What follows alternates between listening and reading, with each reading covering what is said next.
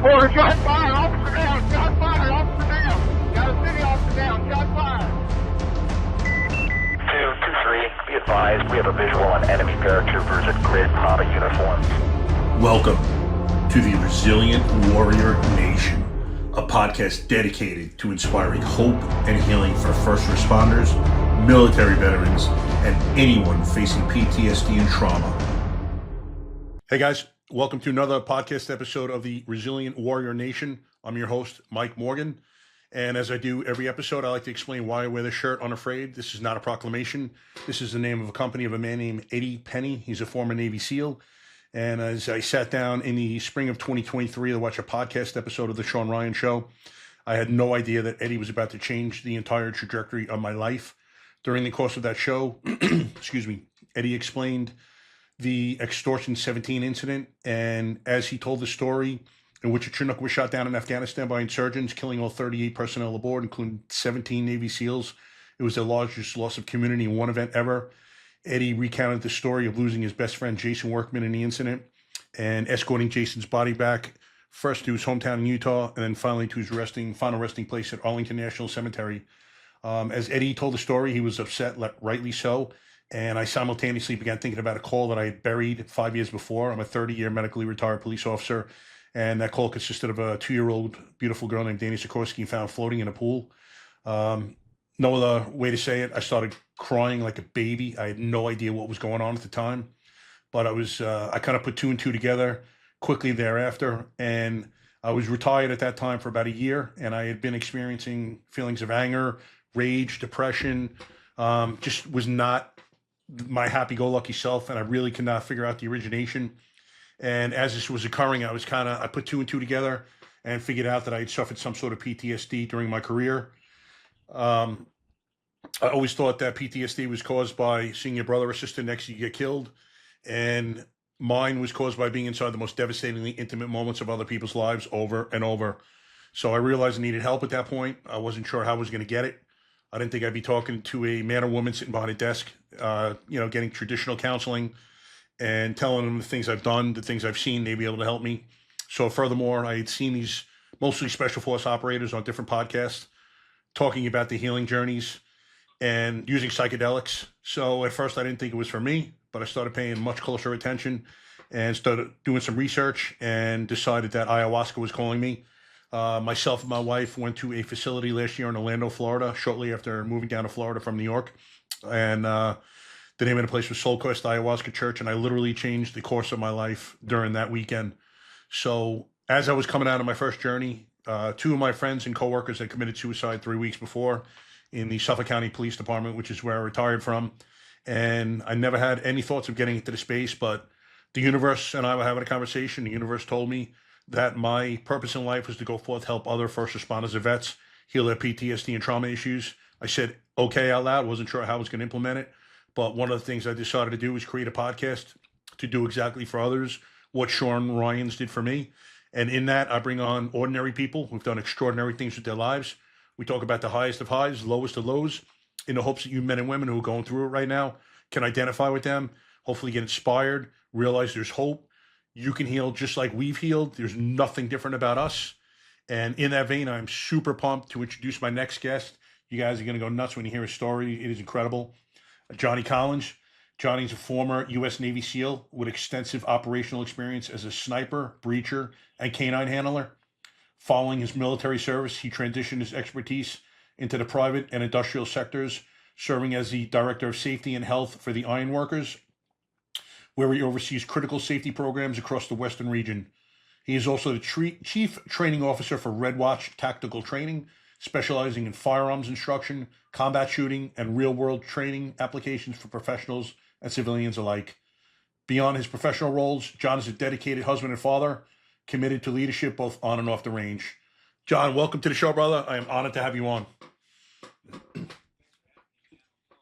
Absolutely, brother. I remember seeing your story. You were on Mike Ridland's podcast, and as you're telling your story, I was captivated. I sat down and watched a few minutes, and I think I ended up watching the entire thing, which, if I'm not mistaken, was around 2 hours, and your story just blew me away.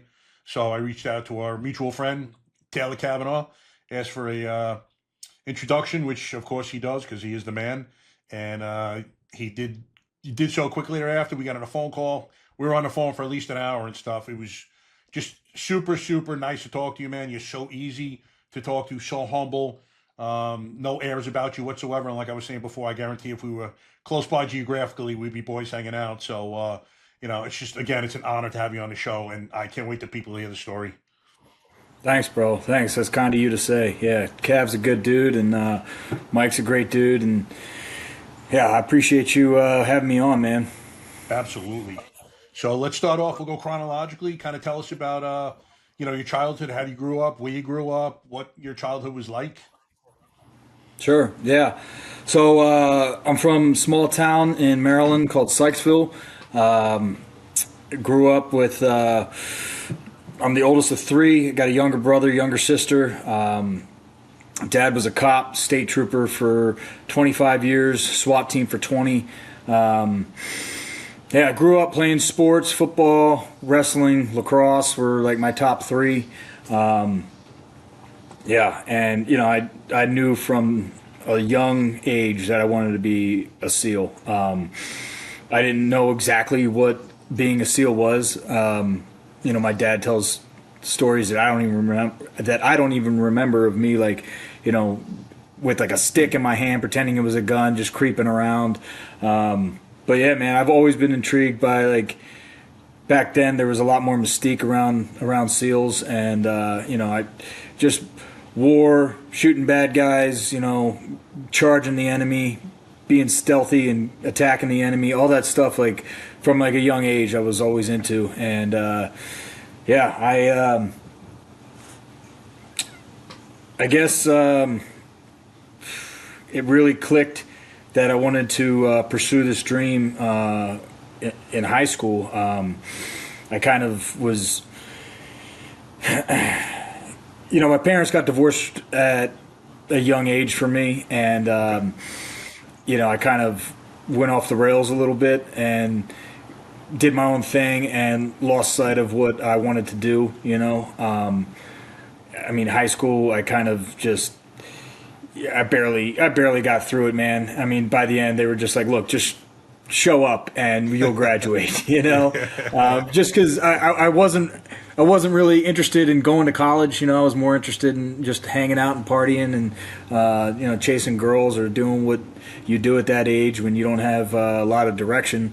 And, man, I was working at a Hollywood Video just to date myself back when they had video stores. And yeah, I'm a big dude, right? I mean, everything you can just stream nowadays. Back then it was like, the hottest movie came out on a Friday, and if you weren't there to grab a copy quick, then you'd have to wait 5 days, whatever, for it to return. So I'm like, you know what? Yep. I'm just gonna work here and get first dibs on all the movies. It was cool, man. Tactical. It was like I wasn't. Yeah, right. It wasn't even really working. I just throw a movie on and just talk to people about movies all day, and but it was like, it was going nowhere. Even if I had like worked my way up, it's like, video stores don't even exist anymore, right? Exactly. But yeah, I was working there with a buddy of mine, and I'll never forget, like, he came into the video store and he was putting in his 2 weeks, and I asked him, like, what's up? Like, what are you doing? And he goes, dude, I just enlisted in the Army, and I'm shoving off in a month. And it's like, really? Like, the Army? Like, why would you pick the Army? And he's like, I don't know, it's just like what I wanted to do. And I was kind of giving him like a hard time, because I'm like, well, if you're going to join, might as well go, all out and try to, like, do Marines or do SEALs or do something, like tip of the spear.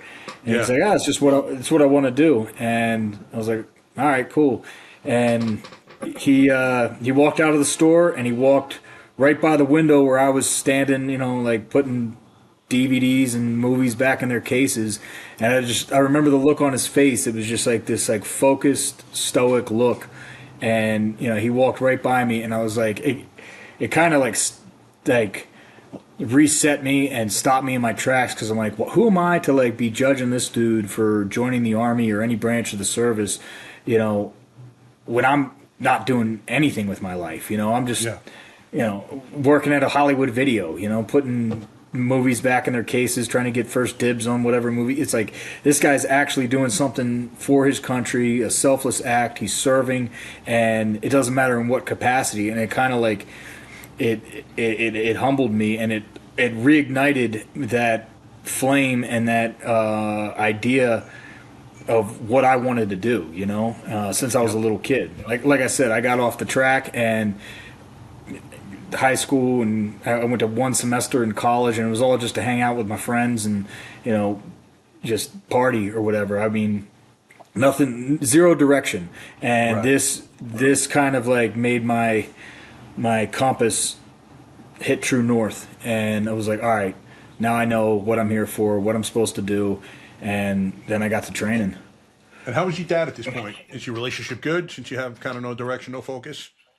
No, I mean, even when I had like a job, because I would bounce around different jobs, man. Like I would work at a job long enough to like kind of get it, and I'm like, all right, I'm tired of this, and I'll go work here, and I'll go work there. So there's a lot of like construction jobs, fast food jobs, restaurant jobs. You know, I think I worked at Hollywood Video probably the longest, just because I actually liked it. So he was always on my ass because he didn't see any direction, any focus. It was just like job hopping and living at home. And so needless to say, I was pretty pumped to tell him, like, hey, this is what I figured out. This is what I'm doing. And when I told him, I could tell he wasn't buying it, you know. Oh, really? Was just like, so how long after this guy signed up or left did you decide to join the Navy? The other kid from Blockbuster. That minute, dude. Like when I saw him walk by, yeah, man. When I saw him like walk by me, it like I like shrunk in his like presence almost, because I'm like, damn, like this guy is actually going to go to war, because this was early. This was 2005.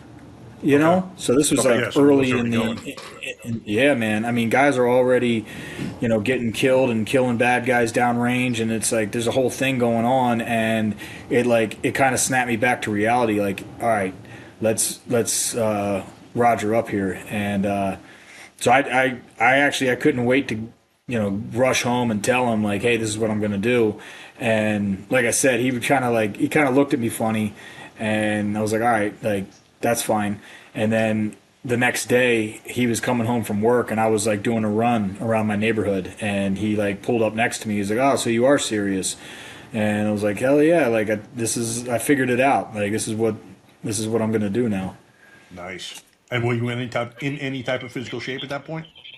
None. Zero, dude. I didn't make it. I didn't even make it like a mile into my run before I was sucking wind, and like, you know, I thought I was going to puke, and I'm like, damn, like I got a long road ahead of me, you know, especially like for SEAL training, you know, the grind. And back then, man, like there was no real outline on how to train for it. Like nowadays you could go on anyone's YouTube or Instagram or buy books or look it up. I mean, hell, you could chat GPT, like, send me a 12-week workout to train for buds, and you'll get it. But back then I was like, all right, run, swim, push-ups, pull-ups, sit-ups, you know, like that's what I got to just like hammer out for as long as I can before I shove off.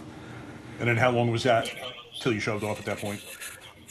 So this was probably the end of 2005, and I was in boot camp Halloween of 2006. So I had about a year. I had about a year to train, which is good. I think it's a good enough amount of time to kind of get your numbers where you want them to be. I just had a guy on LinkedIn hit me up, saying that he wants to go to Buds. He heard my story and this and that, and he's like, yeah, I got the PST in a couple days. And I was like, yeah, let me know how it goes, and you know, maybe I can help you with like a workout program or whatever. And he got back to me, and he's like, I passed my swim, passed my pull-ups, push-ups, sit-ups, and I failed my run. And he's like, usually I'm good with my running, but I think I was so gassed from everything else that I smoked out on the run. And I told him, I'm like, dude, that's the exact same thing that happened to me when I first did my PST, because I didn't know, like, I know how to swim, but I didn't know how to swim efficiently and save energy, because you can burn yourself out quick if you don't have the proper technique. Which, look, you don't know what you don't know. Right. But the same thing happened to me. Is I passed my swim barely, and I passed everything else, and I was just gassed on my run. And I was at that point, I had become a good runner. But swimming, I was like, I'll figure it out. I've been swimming my whole life, but not really competitively or with the proper technique. And anyway, this guy, he told me what had happened. He's like, but, the Navy's willing to give me a waiver and let me go to MEPS and join in a couple months. I'm like, listen, bro, like, you don't want that. Like, you've got time. Like, I think he's in his early 20s. I'm like, if you're getting a waiver already for your PST, like, you're hanging on in by your trouble. fingertips already. Yeah. You're in trouble, because like now, like, there's such a backfill of guys that want to be SEALs that they don't need you. Like, they're just gonna. Oh yeah, like, I mean, these days it's so competitive to even get a spot in BUDS, because everybody wants to be a SEAL, and so you have to have competitive numbers on your PST, you know. And I mean, back when I was joining up, there weren't a ton of guys trying to get in, and they actually had like a bonus for guys. Like, if you crushed your PST, it was like, I think it was like a 9-minute swim, like 15 pull-ups, like 95 push-ups, 100 sit-ups, and then like a 9:30 run or something like that. It was competitive numbers, but if you got those numbers, they would give you a $40,000 bonus.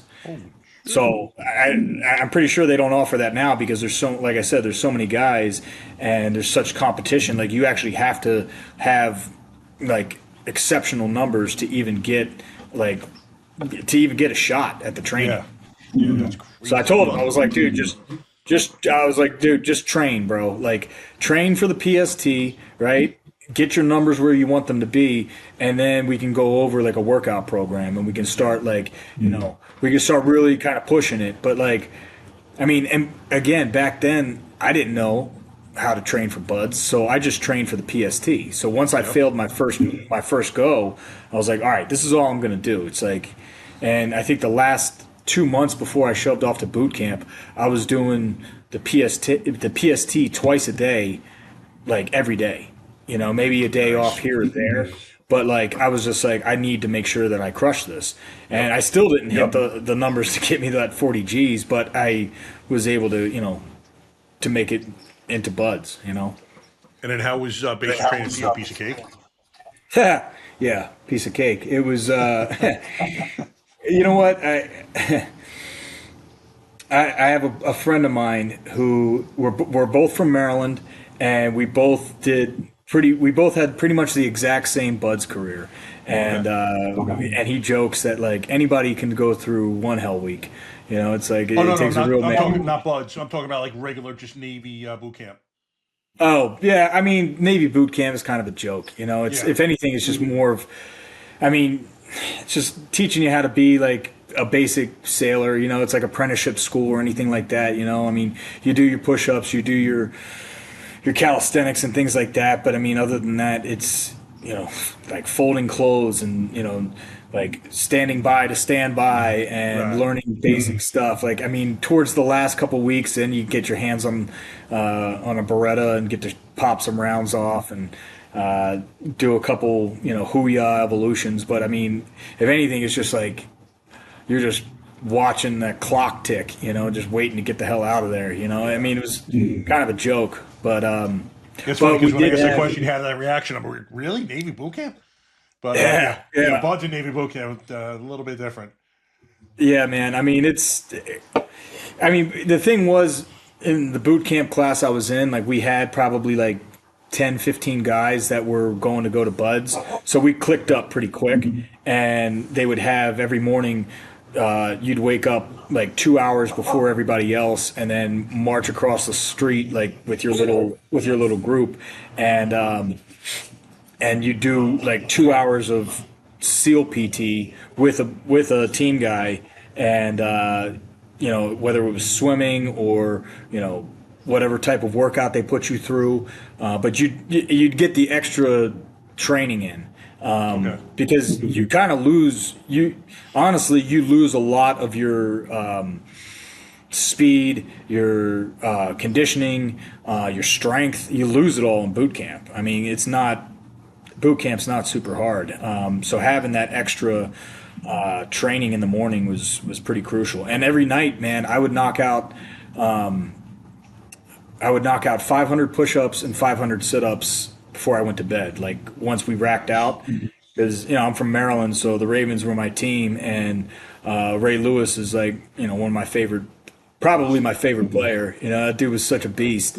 And when he was in prison, that's what that was his workout routine. Is every night he would do 500 push-ups, 500 sit-ups, and you break it up 25, 25 or 50, 50, and then you just kind of go back and forth. And yeah, man, it just to get the extra reps in. Today's episode is brought to you by Cutting Edge Testosterone Therapy, a veteran-owned, family-run clinic led by a retired first responder. At Cutting Edge, they help men and women rebuild strength, focus, and vitality through advanced hormone therapy, peptides, and performance-based weight management. Whether you've served your country, your community, or your family, Cutting Edge helps you get your edge back safely, professionally, and with people who understand what service takes out of you. Cutting Edge offers individualized care with no monthly fees or contracts. Learn more at cuttingedgetestosteronetherapy.com. Cutting Edge Testosterone Therapy, built by those who serve, for those who still do. I want to hear a funny story. So I was a cop in Atlanta, my first 10 and change. And at night I was working extra job, my two buddies in Buckhead. And the bars had just closed, and all of a sudden we got a shots fired call. So we waited to get paid. We just ran to the corner where it came out. And it was two guys that were involved in that, who got stabbed in the Ray Lewis incident. And one guy was already dead, and the other guy was just taking his last agonal breaths. Saw him check out. And that dude should have got a lot worse punishment than he got, man. He's cocky, I don't want to name him, but a former homicide lieutenant, first name by Mike, couldn't stand him. And he effed that entire case up. But yeah, I saw him earlier in the night walking around with his fur coat. I'm like, who the fuck is this guy walking around with fur? And lo and behold, that was the end of the night. That was a crazy night, man. But all right, so that is wild. Yeah, that was nuts, bro. So once you go from you graduate Bud camp, do you go right to Buds, or is there a period of time in between? Do you go to some schools prior to that? No schools, man. Like I thought it was going to be like you graduate, you get the weekend off, and then you shove out to California. But you don't know what the logistics are, the behind the scenes stuff, and I guess there was a little bit of a backup with guys, classing up and whatnot. So I didn't realize that, so I had to wait like about a month and a half. I was kind of in limbo in Great Lakes, just waiting for them to kind of cut me my orders to fly out to California and go to Buds. So what do you do every day? Yeah, man. You just training?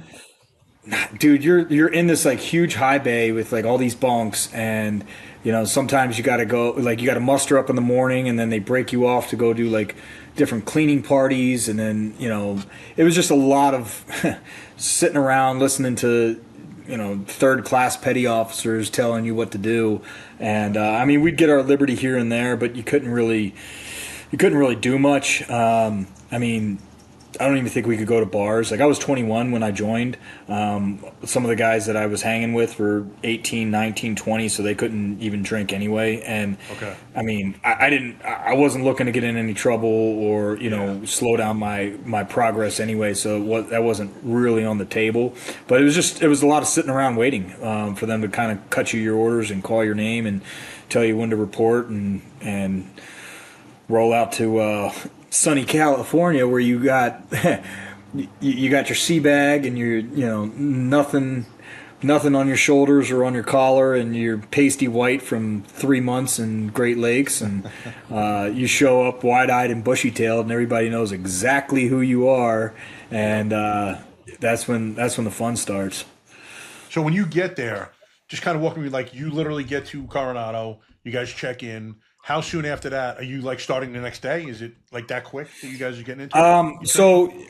So back then, man, there was not a whole lot of big Navy involvement, which I also think added to like the backup and people kind of classing up. And so you check into the quarterdeck, you kind of you kind of get escorted around. They show you where your barracks are, and then they tell you what time you got to muster. Like, you go get your uniform, you go get your boots, and then you find your room, you make your rack, you lay out all your stuff, you get your gear issued, and then but then you got to get medically cleared, and sometimes that would be backed up. So you'd have 2-3 weeks where you're running around. Before you make it through Hell Week, you wear a white T-shirt under your camis, and we'd have a big red cross painted on our shirts, and that let everybody know, basically the instructors, that these guys are off limits to fuck with until they get medically cleared.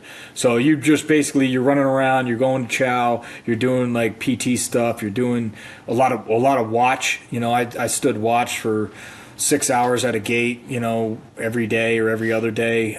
You kind of rotate around. You get watch standing duties, or, you're on the quarterdeck and you're dressed whites or dressed blues, checking people in and answering phones and things like that. And it gets to a point where it's like, all right, man, like I'm ready to get it on, Yeah, just busy work. So it was about 2-3 weeks of just waiting to get cleared, and then once you get cleared, then you kind of wait for enough guys to get cleared and have a full class. And I think, man, my first class was probably like, we started out with like 250 guys, and that's just going into it was like PTRR. It was like physical training, rest, and recovery. So it was like PTRR, which was however long, it could be 2, 3, 4 weeks.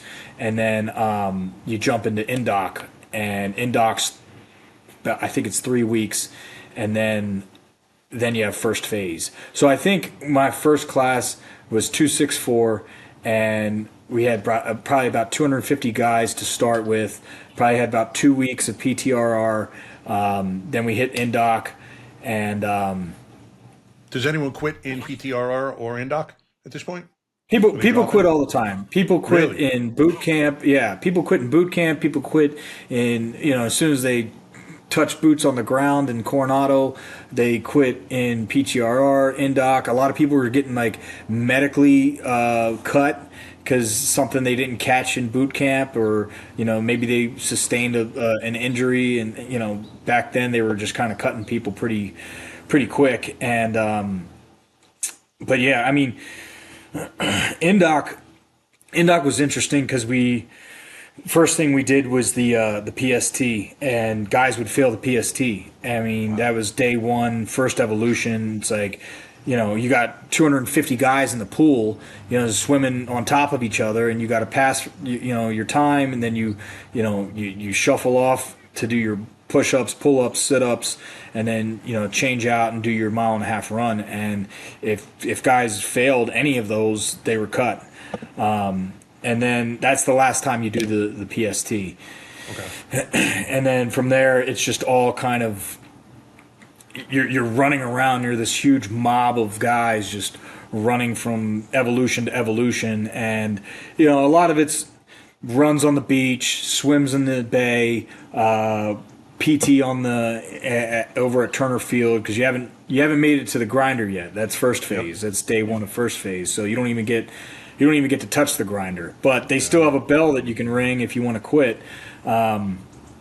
So I mean, INDOC, I think, is 2 or 3 weeks, and you don't really get it yet. I mean, because it's a modified version of what's about to happen. I remember at the end of Indoc, you do a little bit of the log PT and a little bit of running around with bolts on your head, and they cut it off like right when it starts to suck.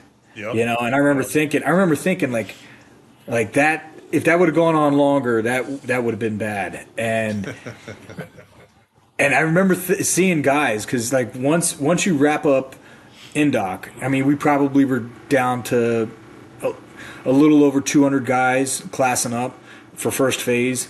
But you have like a class up party the weekend before you start training, or before you start first phase, and you know, everybody shaves their heads.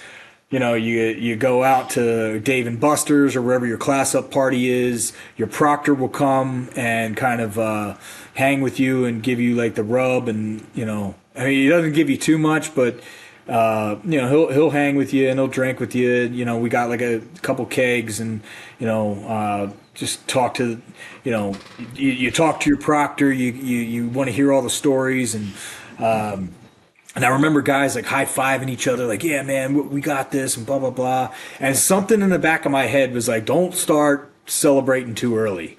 You know, you still got to do it. You still got to do it, man. And I'll tell you what, like, day 1 of first phase, like, it's no joke. Like, you're up at 3:30 in the morning for like a 4 o'clock PT that goes for a little over an hour. And, you know, before the PT even starts, like, guys start like psyching themselves up and psyching themselves out, and they'll go quit before it even starts to like get hard. Bro. Yeah, man. I mean, they just like, and that just goes to show you it's mostly mental. You know, like obviously it's physical, but like if you're quitting before you're even wet, you know, then you know it's all in your head. And how do you feel on that first day literally right before you're about to hit the grinder for the first time? Butterflies, man. I mean, just not knowing what's going to happen, you know? I mean, it goes away pretty quick, especially when you start sweating and breathing hard, and then you get cold, and it's like there's no more butterflies. It's like you just have no choice but to lean into the pain, you know?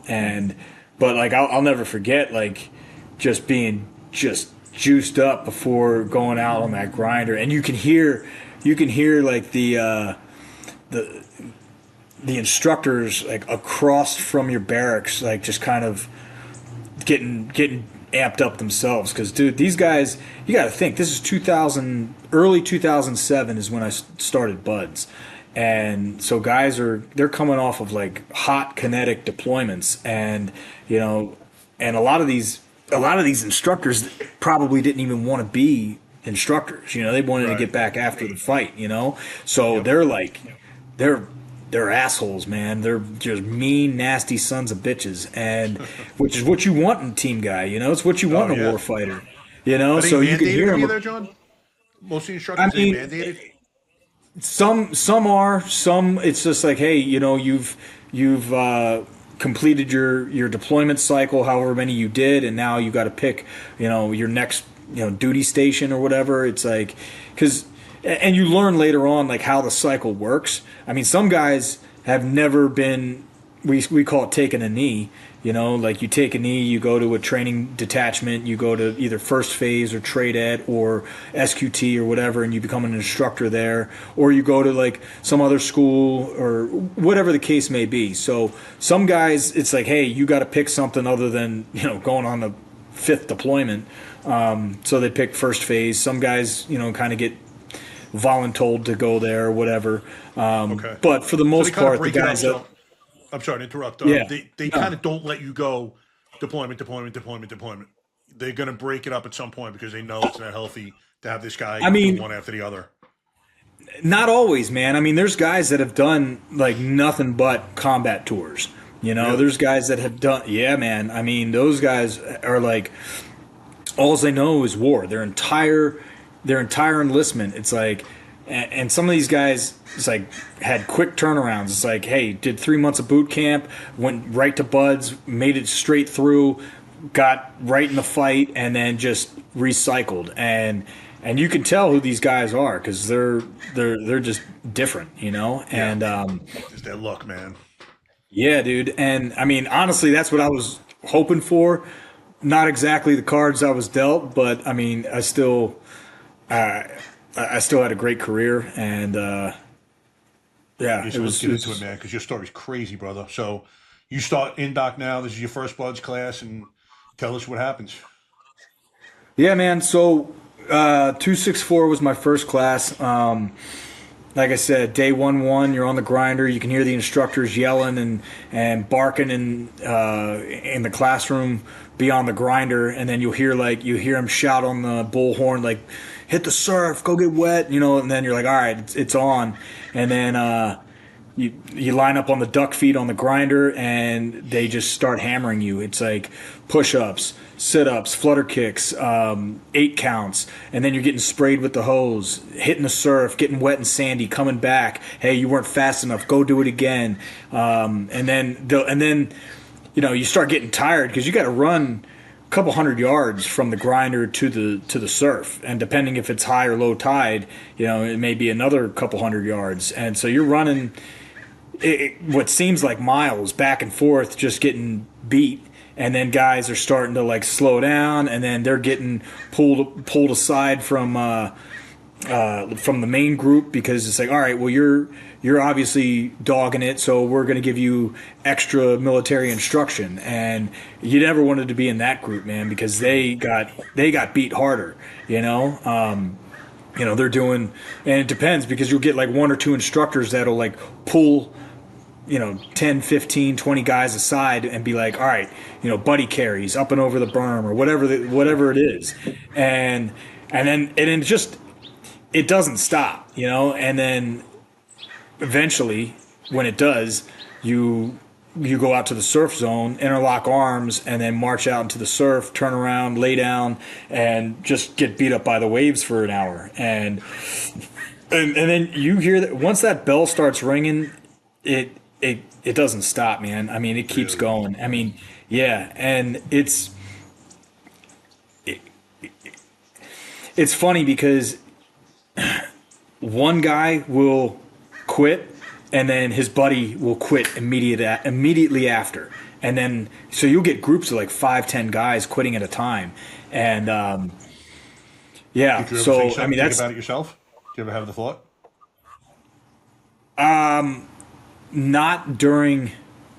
never during like training. And I'll get into that. Not during the training. I'll get into that in a little bit. Yeah. But, you know, because they say everybody thinks about quitting. I mean, it sucks, and I definitely said in my head, like, you know, fuck this. I do not want to do this, but like, yeah. I never thought like I don't want to do this to where I'm just gonna like ring out. Yeah. I mean, I had a friend who he told me later who his boat crew had won a race and they got secured, and he said he was like sitting up on the berm. It was like in the middle of the day. It was warm, sunny.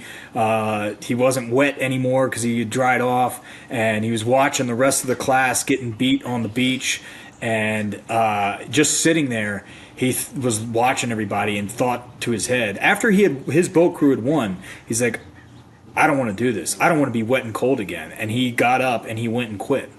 And so it's like, it just, I mean, and what's crazy too, bro, is like the guys that you are in class with a lot of them are studs, like animals, you know, like, I mean, gigantic dudes, like yoked, fast, never failed in evolution, and sometimes these are the first guys to quit. Yep. You know, and then you'll see another guy who's like doesn't look the part at all. He may be scrawny, he may be like fatter, he may be skinnier, he may be taller, shorter, and then he crushes it. Yep. Like some of the guys that I've seen made through, I'm like, wow, I never would have thought that guy would have made it through. But it's like, hey, you know what? He didn't quit. He gutted it out. He went through the same training everybody else did. And that guy who's an Olympic swimmer or a professional athlete or a wrestler, he quit pretty quick. I was listening to a But yeah, podcast bro. today. I was driving back to Miami. Sorry to interrupt. Al Gallagher was speaking, and he was talking about a lot of times guys like that are not used to failing ever. They've been, Yeah. fucking top athlete their entire lives. People kiss their ass, and they're not used to losing or failing. Yeah. And when they do, they don't know what to do, so they quit. As Right. opposed to other Right. guys, like maybe you and me, who have had to bust our balls our entire lives. We're good at athletics, but it's only because we worked our asses off, and we were Right. used to that. So it's a different mindset. Totally. I listen to that too, and he's spot on, man. I mean, like, I went into buds thinking like this is going to be the hardest thing I ever do. I don't know what it entails, other than what I read. What was it? The book before the finishing school. Dick Couch did a book about buds and a book about SQT, and I read both of them. Books too. And yeah, and I read them not knowing anything about buds. I'm like, oh, what's bolts on heads mean? What's surf torture? And then you get there, you're like, oh, this is what they're talking about, And honestly, man, like, those are I'd say the top 3 things in first phase that guys quit. The reason guys quit is boats on heads, running in soft sand with, combat boots, fatigues, wet and sandy, with a small boat on your head with 5 or 6 other guys just dying because this, you're sprinting in soft sand, so your calves are burning, right? And then you got this rubber boat bouncing on top of your head the entire time, and you're racing other boat crews, and you do this for miles, for days. Hell Week, it's the entire time you're in Hell Week, you're running around with this boat on your head, Right. and it wears bald spots in your head, and guys quit over that. I have neck injuries to this day from carrying that fucking boat, I think so Zach Ferguson you said the same thing. Yeah, so boats on heads, log PT, and the cold water. Those are your top 3 things that will kill you in buds. And there's really no way to train for that. You just gotta. Outside of like neck exercises and doing a lot of lunges and that was the thing, man. It's like I said, I didn't really know how to train for buds other than doing the PST, run, swim, pull-ups, push-ups, sit-ups. Like I didn't know all this shit. So it definitely was not easy for me going through the first time, and actually it wasn't easy for me going through any of my buds classes. And it showed because by the end of the 3rd week of first phase in my first buds class, I hadn't passed any of my swims. So Monday you have a 4-mile timed run. Tuesday you have a 2-mile timed swim, and then Wednesday you have timed obstacle course. And those times get faster and faster in each phase.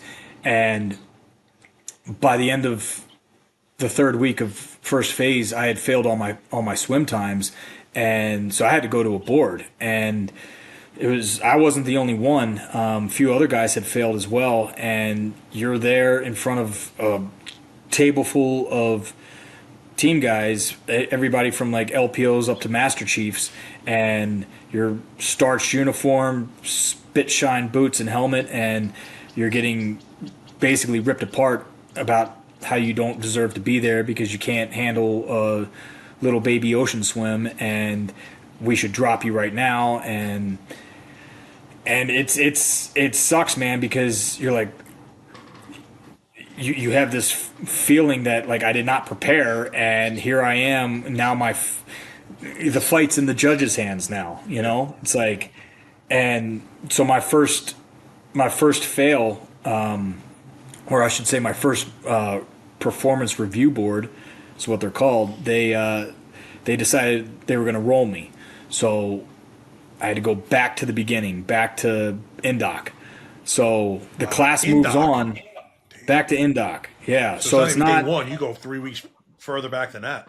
Yeah, and so and it sucks because it's a different kind of it's a different kind of suck, Like first phase, it's a lot of it's a lot more physical, a lot more beat down, whereas indoc is a lot more of like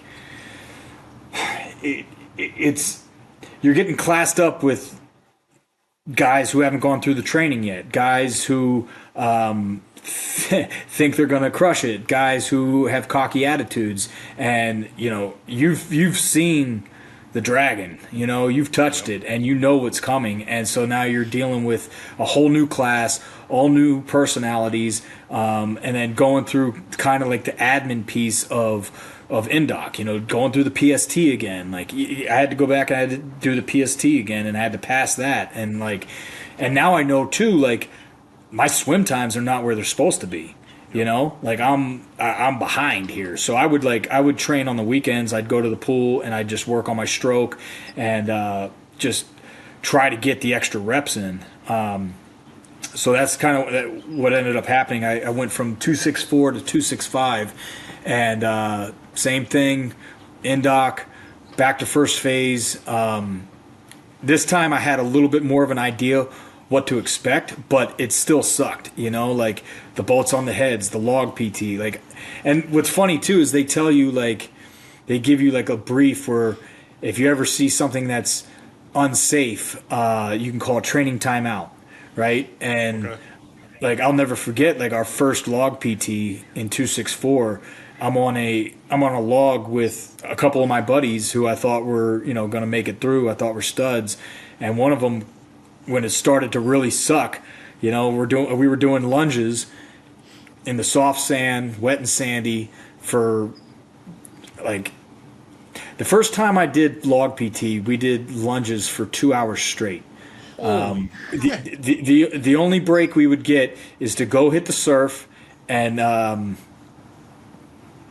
or if we had like extra military instruction where we had to get on the big log. They have a I think it's called Big Bertha. I can't remember, but it's this gigantic log that you can't even. It's not even physically possible to move this thing up and over a berm, but they make you try to do it anyway, and then you get you get beat for being a shitbag and not being able to do it and stuff like that. They have another log that's kind of chopped up and chained together, so each guy gets a piece of it, and it shows you who's carrying their weight and who's not, But other than that, like other than getting extra beatings, we just did lunges in place and walking for 2 hours straight. And one of my buddies called a training timeout, and I'll never forget the instructor on the bullhorn came up in his face and he's like, "Fuck that! Keep doing lunges." And when that guy realized he wasn't getting a training timeout, he quit. Because it wasn't necessarily an unsafe situation. It just sucked that bad, like your legs are on fire and there's nothing you can do about it. And you're not doing these things like you're at the gym trying to, get your reps in. Like you start out that way, but it quickly turns into you're holding this log at your chest and you're just slamming your knee into the ground and then pushing yourself back up as fast as you can, and because that's what it turns into, is like you want to keep pace with everybody on the log, and what happens is it just turns into like you do it as fast as you can, because then the log starts getting like off center, and then guys are falling over, guys are quitting, so now you got less people on the log. It's just it's chaos, and so going into that again for a second time, it's like, and knowing that, I mean, I don't know if it's better to know or not know. I mean, knowing what's coming, it's like you can kind of psych yourself up a little bit more. But like I said, like going through it the first time, I had told myself, like, this is going to be the hardest thing I ever do, So going into a second time, knowing it's the hardest thing I've ever done, is like, damn, dude, like this is going to suck, and you just gut it out, man. I mean, you just do what you can. And the other thing that is interesting too is like those first 3 weeks, like you're not getting a full, 8 hours of sleep at night. Sometimes you have No, dude, you got like night evolutions, night surf passage, night rock portage. You do stealth and concealment stuff, and then when you're done with the evolutions, you got to go back to your barracks. You got to decon all the gear, clean the trucks, make sure that your gear's squared away because it goes team, buddy, self. Everybody works on the team gear first. Then you help your buddies out, and then you get to your stuff. And it's like, oh shit, it's 2:00 in the morning. I got to be up in an hour and a half, and I still haven't like shined my helmet, and that takes me an hour. So the first 3 weeks is you're getting little sleep. So you're running on fumes, and you've got to perform. And that's the other thing too, is like I said, you've got Monday, Tuesday, Wednesday where you gotta perform these evolutions, your 4-mile run, your swim, your O course. And, guys, like the grind is what it is. Like that catches up with dudes. And I'm coming off of like, I maybe had 2 weeks in between class 264 and 265, where I could kind of like recover a little bit, train a little bit, rest a little bit, but then it's right back into the fire. And so yeah, I went from 264 to 265, same. Everything still sucked. The only difference was I was passing my swim times. So barely passing them. I think so. Like I said, like every phase, each evolution gets faster. So swim times in first phase, you have to do 2 miles in 85 minutes. Second phase is 80 minutes, and third phase is 75 minutes. So I think my swim times were like 83 minutes. So I'm not even like, but I can't even think about second or third phase. I got to think about like what's right in front of me, because that's the other thing too, man, is people start thinking about, oh my God, I got 22 weeks of this. It's like nobody wants to do this for 22 weeks. I don't want to do this for 22 more minutes. Like I'm done. And it's like so, how to eat an elephant one bite at a fucking time. You can't think. Right, bro. That.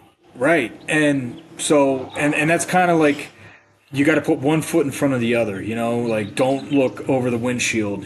Just look like straight ahead. And so, John, let me ask you: as you're suffering, where is your mind? Are you thinking about what you're doing at that point, or you have your mind elsewhere and you're thinking about something else, not concentrating on the pain? Like, how do you get through it?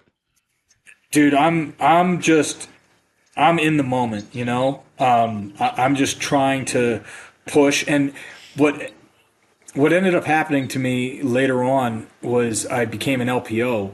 And what I realized then is that leading petty officers. So this was later on when I came back to Buds, I realized that it's you and the OIC, the officer in charge, because they have to have class leaders, right? So you have an enlisted guy and an officer, and they kind of lead the class, like get them to the evolutions on time, make sure everybody's squared away, check in with the instructors, all that stuff. And then if you fail something, if the class fails something, it falls on you as the leadership. It's your fault.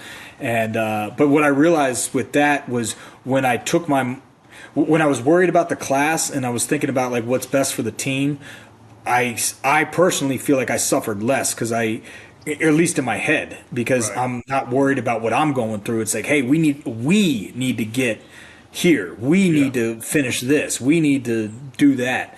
But I was not an LPO in 265. I was just, I was just a guy in the teams, and just trying to get through. And but I had passed my swims, and it allowed me the opportunity to go into Hell Week.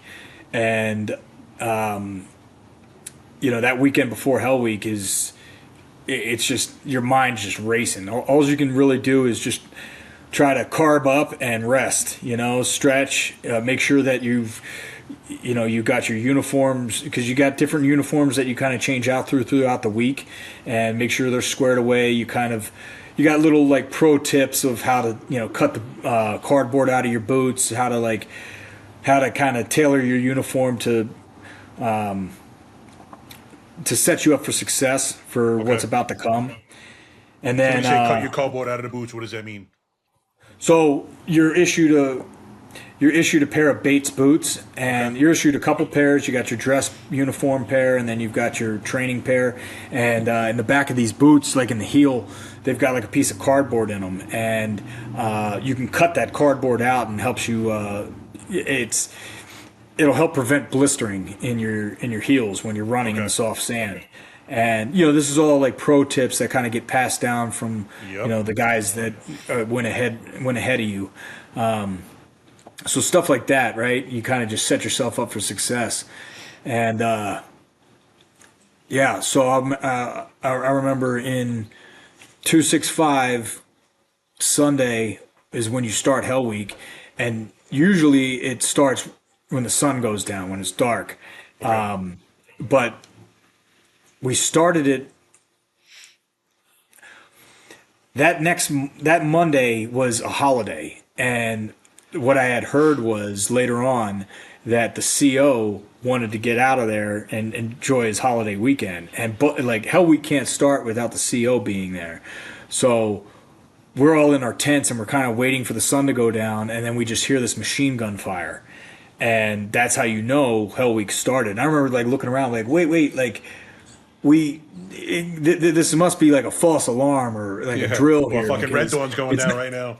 Yeah, right. I'm like, it's not dark yet, and they're like, get the fuck out of it. They started like, I was like, oh shit, like here we go. Sure, it's only 5 o'clock. Yeah, right. I'm like, hold on, does the CO know about this? Right? Collins, you fucking kidding me? Yeah, but yeah, man, that got kicked off, and then you hit the ground running, and it's. Hell Week is everything from the first 3 weeks kind of just crammed together, and it just doesn't stop, and you don't sleep. They hammer you hard right out of the gate. It's like day one grinder PT, and you go from grinder to surf torture to log PT, and boats, and then you just that first night, man. I think we ran probably 10 or 12 miles with a boat on our head. Getting beat the entire time up and down the beach. And, so that class, we started out with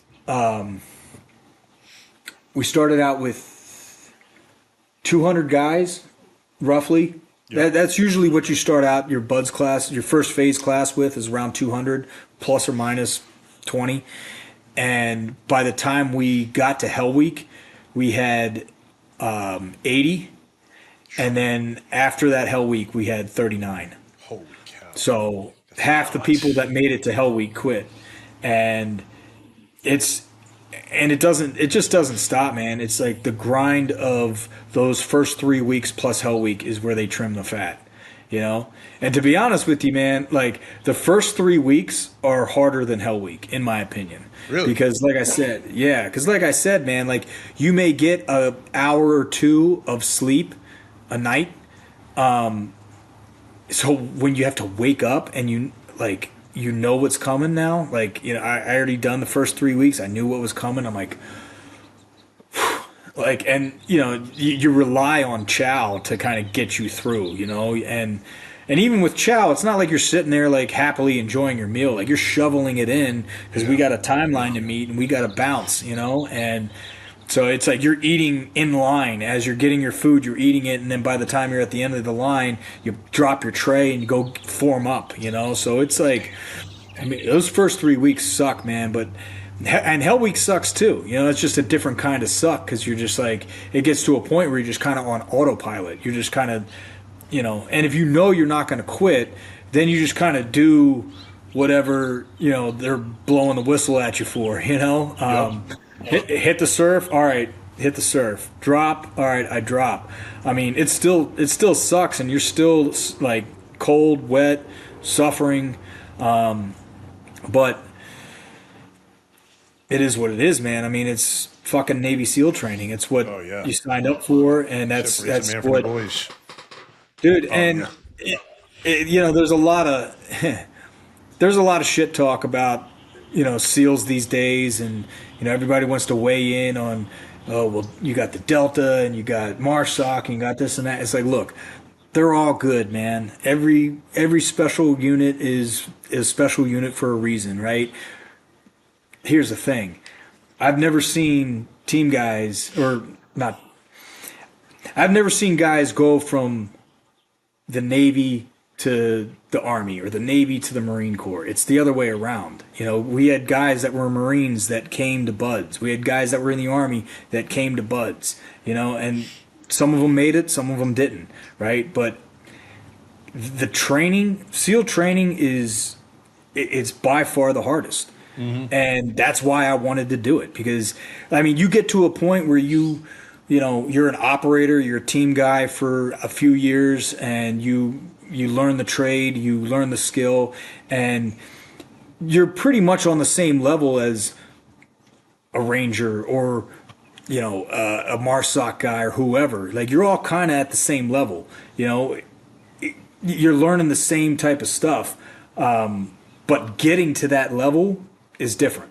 Right. You know, outside of Delta or Dam Neck, I mean, you're all pretty much equal. Like, you've got there's guys that are better shooters that are, you know, Rangers. There's guys that are better snipers that are SEALs. I mean, it doesn't really, at that point, you're all kind of on the same level. I mean, other than onesie twosies, you know, but the training is just different, bro. And it's the water. It's that cold water that separates us, you know, because you're constantly in it. You're constantly wet. Like, nobody wants to be chilled to the bone, soaking wet, doing log PT. I mean, it fucking sucks.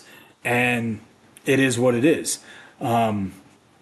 So getting back on track here, I kind of went off a little bit, but no, not at all. As far as the time, just to let you know, I jumped in my pool last year. It was 55 degrees. We don't have a heater. We're in South Florida.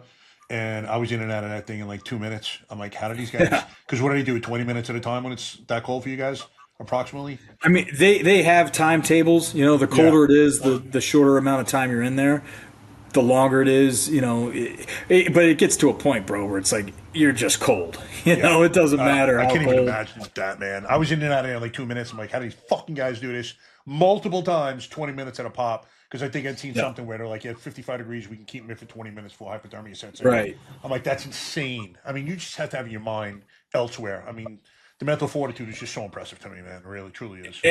And you do, man. Like, there's like quotes, sayings, phrases, you know, people you think about, mentors you had, like, you know, when you hit that low point, because it peaks and valleys. You know, you're not always in a hole, and you're not always crushing it. You know, it peaks and valleys, and you just got to know, like, you know, the training starts when you don't want to do it anymore. It's like, whether, you know, you go to the gym or we drop down for push-ups, like, you may do 100 push-ups before you gas out, and that's when the training starts for you. I might do 101 and then I gas out. That's where the training starts for me. You know, some guys, it's when they hit that wall, and that's the beauty of the program, is like, it's designed for everyone to hit a wall at some point.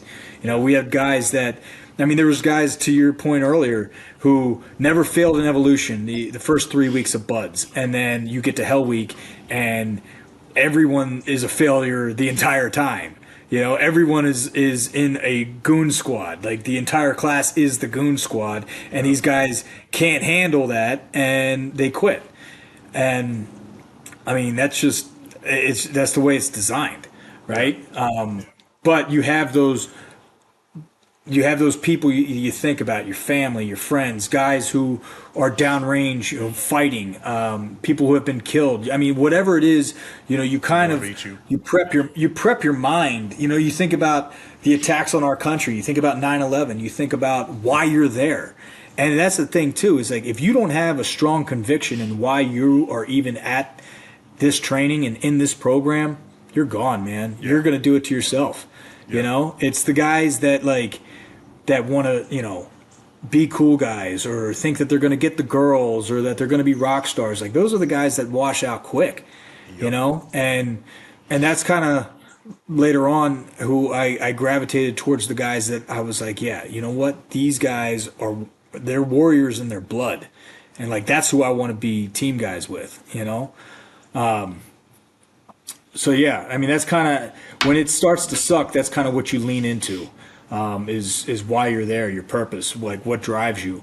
And So yeah, man, finished Hell Week. It was pretty surreal. You know, it was. I felt like I had like accomplished the unaccomplishable for me. Yeah. And because this is all I thought about for years was Hell Week, because I didn't know any more than that, other than like, hey, guys are fighting downrange. Like I didn't know what came after. I didn't know about pool comp. I didn't know about third phase. I just knew, hey, you got your beat down phase, you got your dive phase, and then you got your land warfare tactical phase. I didn't know what that meant. So going into second phase, it was uncharted territory for me. I hadn't been this far before. It's like I had gotten the beatdowns, but I hadn't really learned much, Yeah. Now you're starting to learn your dive tables and how the scuba tanks work, and you're starting to learn like basic, frogman skills, and you're being tested, and you're still getting beat. You still have your grinder PT on, day one of second phase. It's pretty much the same, wet and sandy, PT. You don't get the surf torture. That's all first phase stuff. You don't get the logs. You don't get the boats, unless your class like really fucks up, and then you'll get beat down as a class. But like, it's just a lot of dropping down for push-ups and all that stuff. But now you're starting to learn some things. You're like, all right, these guys aren't going to quit. They made it through the gauntlet that is first phase. Like we trimmed out most of the fat, the guys that don't want to be here. Now we're going to test them and see how they are under pressure. And so you do like 2 or 3 weeks of second phase learning the skills and what you have to do in the water. And then you have pool week. So pool week, it's Monday through Friday and a different test each day. And sometimes 2 tests a day.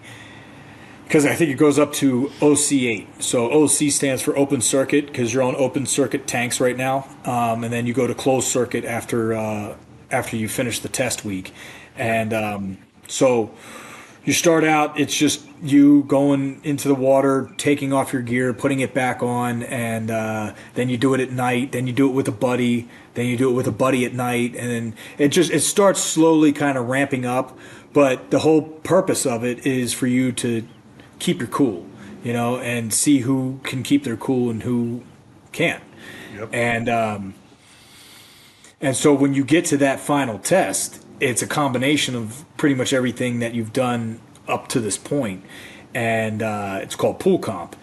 And going into pool comp, so each test you have 4 chances at it, and if you fail, you reload, you get back in line, and then you do it again with another instructor.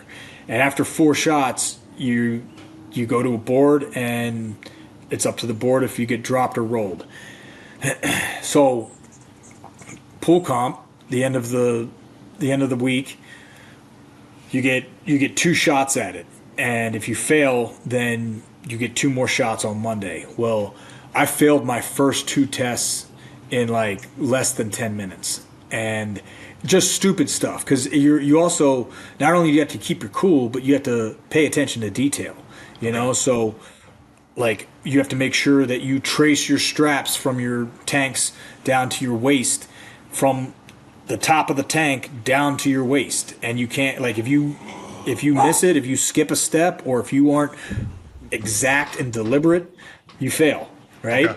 Okay. So you have this whole list of things you have to do, and you have to do them precisely. And if you don't, then they'll send you up and tell you failed for this. Go back in line and do it again. Well, I failed my first 2 pretty fast. And so I didn't really get to see much of the test. It's just what it is. Yep. And so I go into the weekend, and they kind of give you like a little bit of a brief, like after you pass or fail. And they're like, all right, if you pass, go over here. You guys that failed, you have 2 more shots on Monday. We have wooden tanks on the grinder. with like a rubber mat that we can lay out that you can practice your procedures, and highly recommend you do that. They don't say it as politely as I just summed it up, but that's basically the gist. Is like, you better fucking train, because you only got 2 more shots at this. Well, I didn't train that weekend. I was just thinking in my head, like, you know what? I'm just going to do it. I just need to gut it out, suck it up, and just do it. And that was a critical mistake, because come Monday morning, I had 2 more shots and I failed both of them.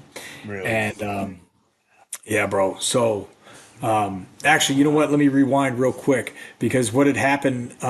So this class was 266 for me. So in 265, I made it through Hell Week. I got to second phase, but I had gotten medically rolled at the beginning of second phase because my neck was so jacked up from bolts on heads. Okay. So doing 2 first phases and a Hell Week with a boat on my head basically broke my neck. Like, I couldn't look left or right. It was just like my neck was just like, I felt like I was paralyzed. It was like pain from like the back of my skull down to like my tailbone. And so I went to medical, and they said that the cartilage in between the discs in my neck had pretty much been rubbed out. Yep. Yeah. And so I got a medical roll in 265, and I had time to kind of heal up. They gave me some PT. They gave me like a rubber band to kind of do some neck stretches with. And no cortisone. Nope, nothing. Okay. Back then it was pretty like, I mean, they did the X-ray on me, and then they're like, all right, this is how you're going to heal up, and you're going to class up with the next class when they catch up to you. Yep. So once 266 graduated first phase, I classed up with them, and that's where I started back up with second phase, and that's where I got dropped in second phase. Because at this point, I had back then you had 1 medical roll and 1 performance roll, and that was it. You're out of chances. So I went to a board. They looked at my sheet. They saw I had been rolled once already for my swims in 264, and it was like they ripped the Band-Aid off fast. They're like, all right, yep, you and you are dropped from training. Go clean out your closet, clean out your room, and report to the quarterdeck across the street for further instruction. And I was like it tore me apart, man, because up to this point, I had done what I had done. I knew I wasn't going to quit, but I didn't measure up. I couldn't hack it, and they held the standard, which I respected, but I mean, it broke my heart, and it tore me apart, because this is all I wanted to do. And now it's like, now what, and I had my like moment to myself where I just kind of like let it all out, and then it was like, all right, bitch. Did you cry? Now what? And I don't ask you to embarrass you. Oh yeah. Right. No, dude. I remember like once I got across the street, and I had checked into, they call it X Division, where all the quitters and all the drops go, and they wait in limbo for to talk to the guy that cuts orders, your not recruiter. I don't know why the name's escaping me, but whoever cuts your orders, you talk to them and you kind of figure out what you're going to do next. But once I had checked in, and before I talked to that guy, I was like, it was like what I imagine your first night in prison being like, because I was just like, I'm all settled in and I'm to myself now. And I remember being in the shower and just like bawling like a baby, because I was just like, I completely let myself and everyone down by not doing what I came here to do. And I had to get it out. And then I was like, once I had my 5 minutes to feel sorry for myself, then I was like, okay, now what? Right? Yeah. I can either. And I ask that question for one reason, man. I just want to show guys, especially who are watching this right now. You tell me right now, you think because John cried that's weakness? To me, that's fucking absolute strength that he let himself show that emotion, especially with something so close to his heart. His heart was literally just broken. There's no weakness in that whatsoever. So never forget that. Dude, If you guys want to fucking cry, man, let that shit out. and you know what? It felt good to just kind of let out that weakness and let out that, because it did reinvigorate me with a strength of like, okay, now what? Right? It's like you had your crybaby moment, right? Now be a man and figure out what you're going to do next, right? And I knew that wasn't the end. I was like, all right, what's my fastest way back? And that's what I ended up asking when I went to the fuck, I cannot remember what they call those guys, but they cut the orders. You know, it's gonna pop in your head in like 5 minutes. Right, or when we finish this call. But I went and I talked to him, and I was like, hey, like, what's the fastest way back to training? Is there a way back to training? And he's like, well, look, we've got this 1 year billet where you'll go to Guantanamo Bay, and you're a prison guard down in Gitmo, and you do your time down there. You can put in a package. You're gonna have to, submit your PST scores again. You're gonna have to get a dive check. You're gonna have to do a lot of stuff, but that's the fastest way back. I was like, all right, sign me up. So myself and there was probably. So I got dropped with two of my buddies. There was three of us total from 266 that got dropped. All three of us picked up these orders, and then we got rolled in with a bunch of other guys that wanted to go back, who either quit or were dropped before or after us. And so we all kind of agreed that Gitmo was the fastest way back to training. So is that only because it was a heavy detail and they couldn't get guys to do it? So any guy would, they figured they'd reward? Maybe. I mean, I don't think it was like that. I think it was more like, this is just the fastest way back. Okay. It's a 1 year billet. Like, you don't have to. They had told us you don't have to strike a rate, which striking a rate means like it's a rate is like your job in the Navy, whether you're like a cook or an admin personnel or GM, AO, whatever it is. But you pick a rate, then you got to go to the school for that. You got to serve time in that rate, and essentially it's a career path. Gotcha. Well, Gitmo wasn't a career path. Like, you had people from all over the Navy, and we were undesignated seamen. Like, we had no job, we had no rate.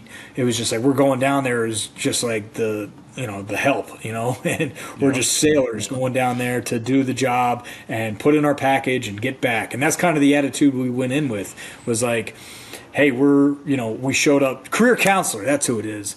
Okay. Career counselor, that's who cuts your orders. And you kind of, so when we got down there, we all, once we got settled in, we went to the career counselor and we're like, hey, look, I'm Seaman so-and-so, and I'm here for a year billet, and I want to go back to Buds, and here's my paperwork. And what they don't tell you is that these people in the regular Navy are haters and assholes. And, I mean, now don't get me wrong, there's a lot of great people out in the regular fleet, and I'm still friends with a lot of them to this day, but the ones that hate SEALs or had been fucked over by a SEAL or fucked by a SEAL or whatever, like, they hate SEALs. They hate the community. They hate the culture. They openly express it. They're like, oh, you guys just think you're better than everybody and blah, blah, blah. And it's like, well, yeah. We are. I'm kidding. But no, I'm kidding. I mean, in your head, it's like, look, like, I just want to do something that just happens to be a special unit, right? Yeah. I mean, that's your problem if you hate us, right? I mean, I just want to do what I want to do here. Like, they tell you in boot camp, like, nobody cares more about your career than you. And it's like, all right, check. Well, it seems like some people care more about my career than me, because when I went and talked to the career counselor, it was nothing but attitude and like, well, you're here to do this, and we'll see if we can get you in, kind of thing.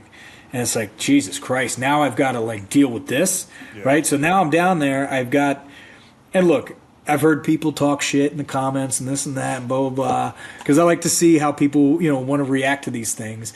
It's like, oh, well, you picked that job. It's like, yeah, I picked that job because it was going to send me back. It was the fastest route back, right? I knew what I was like signing up for. I did what I wasn't signing up for was all the pushback and attitude that I was going to get from people that should have been helping us. Yep. And it wasn't just me. It wasn't like boo-hoo me. It was like, oh, all you guys want to go back to Buds? Yeah, we'll see about that. We're not just going to send an undesignated seaman back to Navy SEAL training. You had your shot. You didn't make it. Like, we'll tell you where you're going to go. And it was like, all right. I mean, you don't push back on the rank because it's not going to serve you. You're not going to get anywhere. So you kind of learn how to backdoor people, which is what we had to do. So it's like, I'm down here, I'm doing my job, which is, babysitting terrorists Monday through Friday, and it's 24/7 really. I mean, our job, it was like 3 days on, 2 days off, or 4 days on, 2 days off, something like that. But it's a 24/7, 365 job. You're switching people out. You're a prison guard, but it's not even really a prison, man. I mean, these guys had all the amenities. They had a full soccer field. They had, you had to, dude. It was the most cake prison I'd ever been to. It's like there's no for terrorists. There's nothing. Nobody's getting tortured. Nobody's getting beat. Nobody's getting we're not like turning the camera off and taking a shot at these guys. It's like they actually ran the prison. They're the ones that are complaining that, oh, this guard's being mean to me. He's treating me poorly and unfair, and it's like, yo, like I'm just doing my, like, I don't even speak the language here, I'm just doing my job. And then they'll complain and talk to their lawyer, and then the Navy, instead of having your back, they start giving you extra detail, and that's what ended up happening, man. Like I definitely paid for not training on the grinder that weekend after I failed those first two tests. I paid the fucking man, bro, and then some, dude. And it's like, look, I get it, man. Like I'm not bitching here. If anything, I'm glad I went through what I went through, because not many people have done that, and it actually it makes it more of a it makes the story a little bit more hardcore, because there's guys that I know. I got buddies that I know who made it through Buds first time, every time, no issue. I mean, it still sucked for them, just like it sucked for everybody else, but they made it through. A lot of my friends from 264, they made it through training. They went on deployments. They were in the shit, fighting, killing, having their buddies get killed. Some of them got killed. While I'm down in Gitmo feeding these nerds and these turds clamshells of baklava and hummus, and I'm looking my enemy in the eye, and like thinking like, man, like this is what like I should be fighting you right now. Like I should be overseas fighting you right now, but because I did not roger up and do what I was supposed to do to become a SEAL, this is my punishment. And I remembered that. I was like, you know what? This is good motivation to get back to Buds. It's like between dealing with my enemy face to face through a piece of glass, and then dealing with my other enemies in the Navy, my career counselors, and then all these different chiefs and petty officers and different people who had control over us, who just didn't want to see us succeed, didn't want to see us go back to Buds, and for whatever their own personal reasons, it's like, all right, this is what I get, this is what I have to live with, and I would just use it as motivation, It's so disgusting, brother. You're basically getting treated the same way by terrorists who want to behead you that you are with your own quote-unquote brothers and sisters in the Navy. That is disgusting. Dude, I'm telling you, man, like, for the people that were on the other side of the table, like telling me like we're not going to submit your package. I straight up had a career counselor tell me we're not submitting your package. So I started making phone calls and I started backdooring people and like trying to like I had to take time out to do my PST and get my dive package put together and submitted. I had to do it all like behind their back. Because I'm like, I'm not letting you tell me like what I'm going to do with my career, you know, like, and then it turned into, okay, well, we're not going to send you back unless you strike a rate. So it's like, okay, now I got to pick a job in the Navy. So you got to be careful there because you could pick a job and then that job they're undermanned and now they need you to go after this billet. We need you to go to a ship and spend 6 months on a ship in this rate because we're undermanned. So now I'm trying to figure out which rate that I need to strike. So it was a lot of like a 1 year billet turned into 19 months is how long I was down there.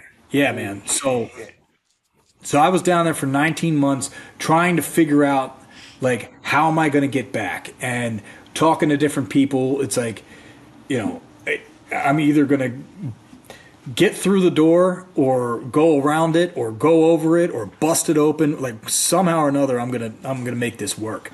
And so that's what I ended up kind of having to do. And it wasn't without its challenges for sure. I will say this about Gitmo it was a great place to train. I mean, they had a few different Olympic-sized pools where I was just constantly in there swimming, doing different workout routines. I would, swim 50 meters, get out, bust out 50 push-ups, hop back in. I mean, I had like a notebook this thick of like different workouts and that was what I would say.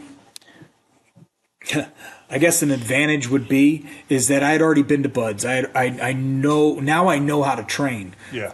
Before I joined the Navy, I was just doing the PST. Now I know. Okay, maybe this CrossFit workout is a little similar to a log PT. It's like I'll do a metric shit ton of lunges because I know when I get to Buds, I'm going to do a metric shit ton of lunges, but I'm going to be holding a log and I'm going to be wet and sandy and I'm going to be wearing pants and boots. And it's like, I kind of know, and I know where the threshold is. So right. In that regard, I feel like I had a bit of an advantage because it's like, okay, I can train to this. Right. I mean, it's still going to suck. And it did. Because eventually when I did get back, I ended up striking a rate that didn't need me to go to a ship. And so I was able to kind of, like I said, backdoor my career counselors, and they were pissed. They were so pissed, man. They were like, once they found out like that I like had done what I had done, they were like I had to walk the straight and narrow. Like I didn't drink for like the last like 4 months that I was there. I was just once I got my orders, dude, like I like pinned them to the cork board in my little hooch, and I'm like, that's my Trident right there. Like that's all I needed was like somebody to like give me the ominous dominus to go back to Buds. Yeah. Because I knew I was like I am not gonna fucking fail again. And I remember like after I got done boo-hooing in the shower after I got dropped, and I called my old man and I told him what happened. He said something to me that I tattooed on my brain, which was, remember this feeling you have right now. You never want to feel this again. So if you get your shot and you get your opportunity, don't fuck it up, And I got my shot and I got my opportunity, and I ended up going back to Buds, just about 2 years later. I got back there in, I got to Great Lakes in 2009. So what had happened in everything again now? Great dude, Lakes. so what had happened was in the time that I was in the fleet or down in Gitmo, they had come up with a program called Buds Prep. And so whether you were coming from the fleet or getting out of boot camp, you would go to, and it was held in Great Lakes. It was called Buds Prep, and you would just train for buds 5 days a week. They brought in different coaches. Some of them were like CrossFit certified coaches. Some of them were like Olympic athletes who had run track, done, been swimmers, things like that. And, they're not SEALs, they're not instructors or anything like that. They're like coaches, and they would teach you. Totally. And they would take you on runs. They would teach you the side stroke. They would correct your form. They would put you through PTs and CrossFits and things like that. And I'm coming off of a year and a half of just training my balls off in Gitmo and knowing how to train. And I'll say, like, Buds Prep was pretty dialed. Like, I mean, they definitely, it was a great program. I mean, because you're losing, like I said before, you're losing your strength, your speed, and your conditioning in boot camp. So giving guys the opportunity to go to Buds Prep and train before they go to Buds. And that training, like, I was only there for about a month and a half, because I got there in October of 2009, and I was back in Coronado in early December, and so I had like another month and a half to train in Buds Prep and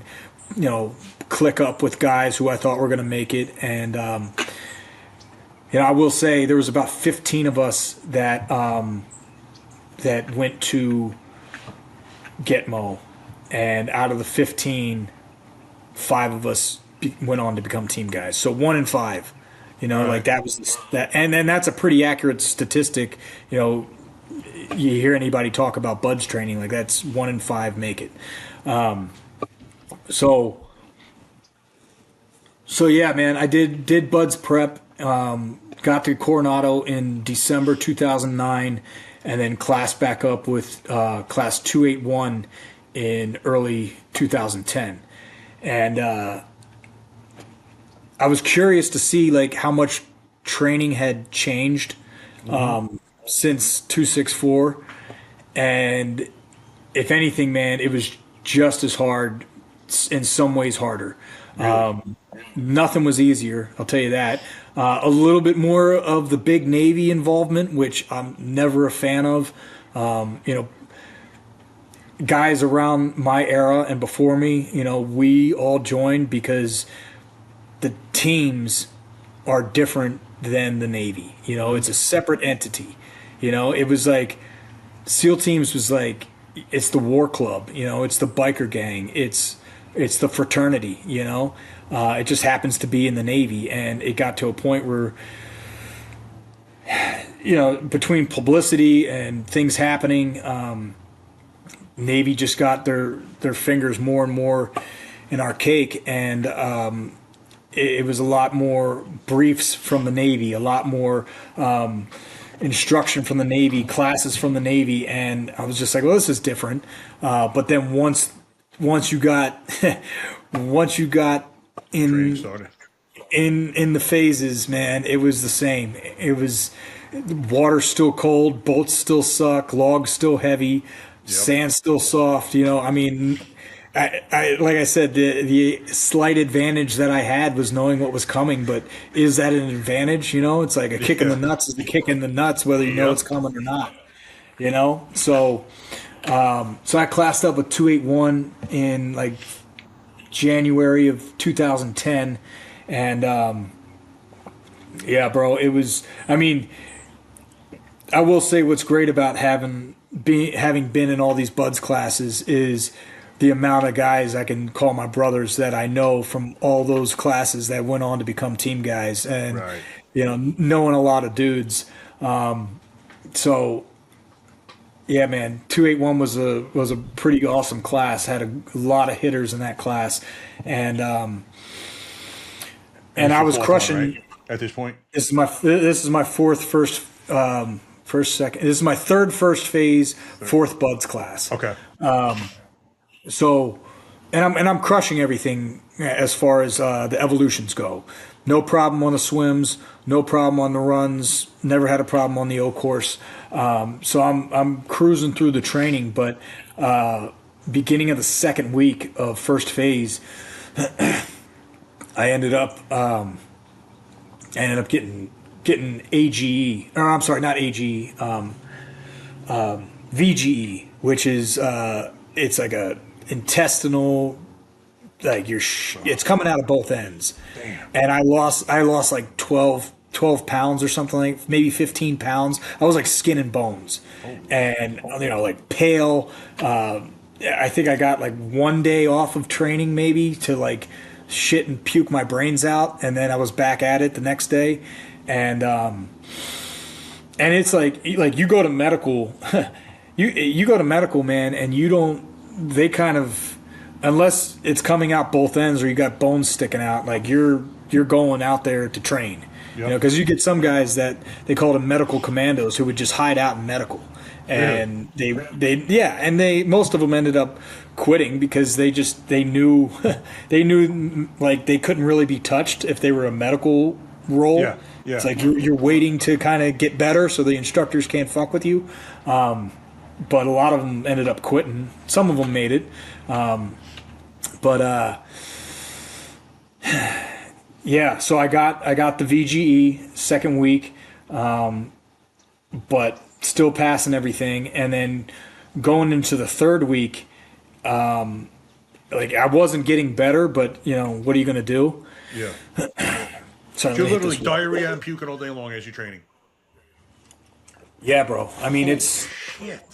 And you can't keep food down. You can't keep water down. You're dehydrated. Well, how'd you have strength to do one push-up, man? Forget about like an evolution of them. Dude, there's nothing you can really do about it. You just have to suck it up, and take the beatings and, pass the evolutions. That's really all it is. And but these guys probably think you're dogging it too, right? The instructors? Well, so what ended up happening was, so one of my instructors, he was actually my proctor in 265. He was still there when I came back in 281, and he recognized me, and in a good way. Because I remember like day one of 281. After you do your beat down, after you do your surf torture, after you go to chow, you come back to the classroom, and the instructors do an instructor brief, and there's like 20 of them, and they just go down the line, instructor so-and-so, instructor so-and-so, chief so-and-so, and you've got to like remember these instructors, because then right after that, you do your BIPIs, barracks inspection and personnel inspection. And you do the personnel inspection first. They check your uniform, make sure everything's squared away, and you got to hoo-yah the instructor. And if you don't know their name, then you're a piece of shit and go hit the surf, or drop down, or both. And anyway, when they were doing the instructor brief or intro, my proctor from 265, he goes, "Welcome back, Collins." And I was like, fuck yeah, like at least I got like a good reputation as a guy that's like not a turd, right? But what ended up happening was in Hell Week of 281, like I remember like that weekend, my old man came out to watch Breakout and spend the weekend with me, hang out before I went through it. And I know he wasn't worried about me quitting or anything. It's got to be nerve-wracking for a parent, to have their kid going through the training and all that stuff. And but I couldn't stop coughing just from being sick. Like I swear I was just nonstop just coughing. I could feel it like deep in my lungs, just coughing in the middle of the night, coughing while I'm eating, like not being able to finish a sentence because I'm just coughing. And that comes into play because Tuesday morning of 281's Hell Week, I'm coughing so much, and I'm getting like the spins, and I'm getting kind of dizzy, and we're doing these boat crew races, and my boat crew thinks I'm shitbagging it because I'm like going like I'm slowing the whole boat down, and then the instructors see that, and it's like blood in the water, and now they're circling me and being like, "What the fuck, Colin?" Blah blah blah, and I'm like, and there's no excuses. You can't say, "Oh well, I got the sniffles." right? So I ended up like just going up to the medical truck on Tuesday morning and just being like, something's not right. And he's kind of giving me the side eye, like, well, what is it? Like, what's wrong? I was like, I'm coughing up a lot of shit. And he's like, all right, so hawk up a loogie in your hand. So I just hawked up. It was just like a glob of like red blood, like dark red. Damn. And he's like, all right, go to medical. So I go to medical, dude. And it was, 281, that Hell Week was the coldest of all the buds training I had ever been in. Because it's like, it's January, February. Like, I mean, I remember being in the bay and I could see my breath and like all my muscles in my legs were just cramped, like hamstrings, thighs, calves, shins. Like I was treading water with just my arms because I couldn't move my legs. I mean, it was freezing. And guys were quitting like I'd never seen before. It was just like that bell was playing a tune. And but I'm in medical and and they kind of do the tests and take my temp and all this shit. And I remember they gave me like this watch cap and this blanket that like came like hot out of the dryer. And I'm like laying there just the whole body is like freezing and sweating at the same time. And I remember thinking in my head like, all right, if they tell me to go back out there, God damn it, I'll go back out there. But if they tell me I'm rolled, I will take that roll, even knowing like what I had to go back through. Yep. That's how shitty that Hell Week was. And as it was, they came back and they told me, all right, we're going to roll you. And I was like, thank God. And that was a momentary thank God, because when I had to class back up and go through it again, it sucked. And I was like, damn it, I wish I would have just made it through the fucking Hell Week, Yep. But to your question earlier, did I ever think about quitting? So the only time was in between class 281 and I got rolled to class 283, because that's how hard I was down. That's how broken my body was. And that's how much time they gave me to like recover. And I'll never forget, like it was a Saturday morning and I'm just driving down the Strand to Imperial Beach. We have a spot we went to where we would get coffee and a burrito and just kind of hang, and it was like a cool little spot. And I just remember driving and thinking like, I'm comfortable, I'm chilling in my car, like, I got my board shorts on, my flip-flops, a hoodie, like I'm like, no one's yelling at me, I'm not cold, but I just am thinking about everything I have to do again. It's like, I got to do the boats, I got to do the logs, I got to do the surf torture, do the inspections, do the grind, do another Hell Week. Like, I have to do all this shit again for, this. Now this is going to be my 5th Buds class and 3rd Hell Week. And I'm just like, I do not want to do this shit, bro. Like, I'm like, and so then I start thinking of like ways out. I'm like, well, I'm coming up on 4 years in the Navy. I can use the GI Bill. I can go to school. My dad was a cop. I could probably get an in at a police department somewhere, And then I'm like, I don't want to go to school. I don't want to be a cop. Like, what do I want to do? Like, what is it? What's the goal here? It's like, well, I want to be a frogman. How do you do that? You got to pick yourself up and do it again. And like I was saying earlier, bro, like training starts when you don't want to do it anymore. And it may be that first Hell Week. It may be that first, O course or run or whatever it is. It's like, this was my, I really don't want to do this shit anymore moment. It's like, who wants to do, the grinder is constantly littered with the tombstones of guys that had to ring the bell and put their helmet down and quit, right? How many people quit during first phase, day 1, day 6, day 1 of Hell Week, day 1 of the 2nd week? You've got so many people that quit all the time just to going through it once. Yeah. And now I've got to reload and do this shit again. It was like, and I'm broken now. Now I'm like, now it's starting to catch up in my body. It's like, my legs are beat to shit. My stamina's not what it was. You know, it's like coming fresh off the boat, like from boot camp with no injuries. Like that's the time to make it, man. Like you're fresh, you're prime, you're healthy. Now it's like I've got a couple years of this beat down wearing on me, and I'm getting, now I'm like 25.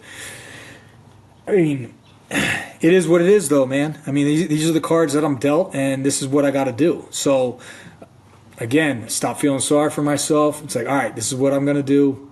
Fucking do it. So, class up with 283.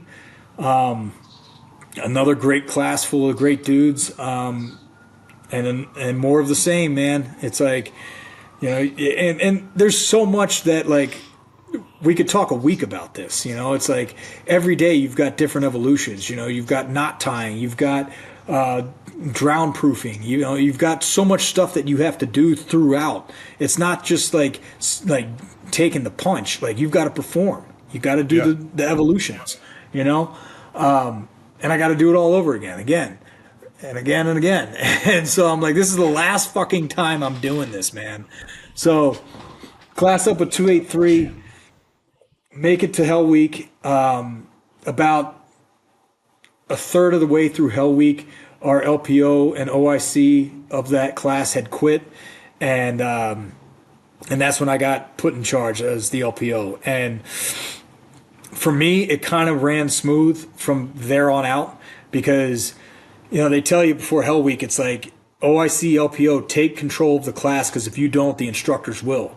And you don't really know what that means until you get in that position and you start realizing, like, when they tell you to form up, like, get your boat crews in formation. And what happens is, if you got weak leadership, they all just kind of like, everybody just kind of does their own thing. So I just started like just running shit. Like, I mean, I didn't wait for somebody to yell at me or, tell me to do something. It's like I would just like start grabbing boats and putting them where they needed to be or where I thought they should go, and just like taking control, and I swear it felt like everything kind of like not let up, but the instructors weren't left to their own devices to be like, all right, you don't want to do that? Fine. We're going to have you do sit-ups with the boat now. It's like, hey, look, get here, get there, shut the fuck up. You do this. Like, all right, head counts up with, 62 and, all present and accounted for, whatever. Because you got to keep track of the guys in your class too. It's like, because you're constantly doing a head count. The whole thing is like, we don't leave people behind. So, well, you said you had 62. You actually have 59 because 3 guys just quit. All right, you don't want to, keep track of your buddies. Fucking go hit the surf, wet and sandy, or everyone in drop down in the push-up position while we beat the leadership. Things like that. So there's a lot of details that I'm telling you, we could spend a week just talking about the ins and outs of this training, but we don't have that much time. But as it was, being an LPO and kind of running the class through Hell Week, I felt like I'm not worried about myself anymore. I'm focused on the class, focused on the boat crews, and it got to a point where Thursday evening of Hell Week, you do an evolution called Around the World, where all the remaining boat crews, you start on the base side of the base and you paddle all the way around. You start on the ocean side of the base and you paddle all the way around to the bay side, and it takes all night. It's like a 12-hour evolution, and they bring you in periodically, and you get to eat your MREs in the surf, and you get beat down a little bit, and then they send you back out, and you keep paddling, and that's when people start like kind of tripping out, because you're working off of 4 hours a lot of sleep. guys talking about hallucinations during this. Yeah, dude, it was crazy, man. Like I was paddling, and I remember looking at the skyline of San Diego and seeing all the lights, and they looked like fireworks that had like exploded and then just kind of like froze, like almost like dandelions or something. and then I would look down, and I would see like dead people in the water. I was like, dude, this is trippy, you know. But I just kept paddling, and we were so ahead of schedule because I was, the OIC and myself, we were keeping these guys like we kept pushing them, but we were so ahead of schedule. I was actually sweating from all the paddling, and they ended up giving us like an hour of sleep on the bay side of Around the World, and which it sucks, man, because like when you go to sleep, like it feels great, but waking up is the worst because now you're all stiff, you're sore, you got like your hip flexors are seized up. I mean it sucks. That's why another reason why I say the first 3 weeks are the worst, because you only get a few hours of sleep and then you got to get up. Hell Week, you don't really sleep, so you don't have to think about waking up, except for when they do give you the minimum required amount of time. Anyway, as it is, we secured Hell Week with 283. I think we had probably like 36 guys make it through, and I was confident, man. Entire Hell Week you just completed successfully. Right. So 2.5 total, 4 first phases total, and I was confident this is the class I'm going to make it through with, man. I'm like, these are my boys. Like, I'm not getting rolled anymore. I haven't had any performance rolls. I'm crushing everything. And then I feel like Eddie hates when I tell this story because it sounds like I'm bitching, but I'm not. It was the end of first phase, and Eddie had just rolled in as as one of our first phase instructors, and that guy runs like a fucking Gallagher? cheetah.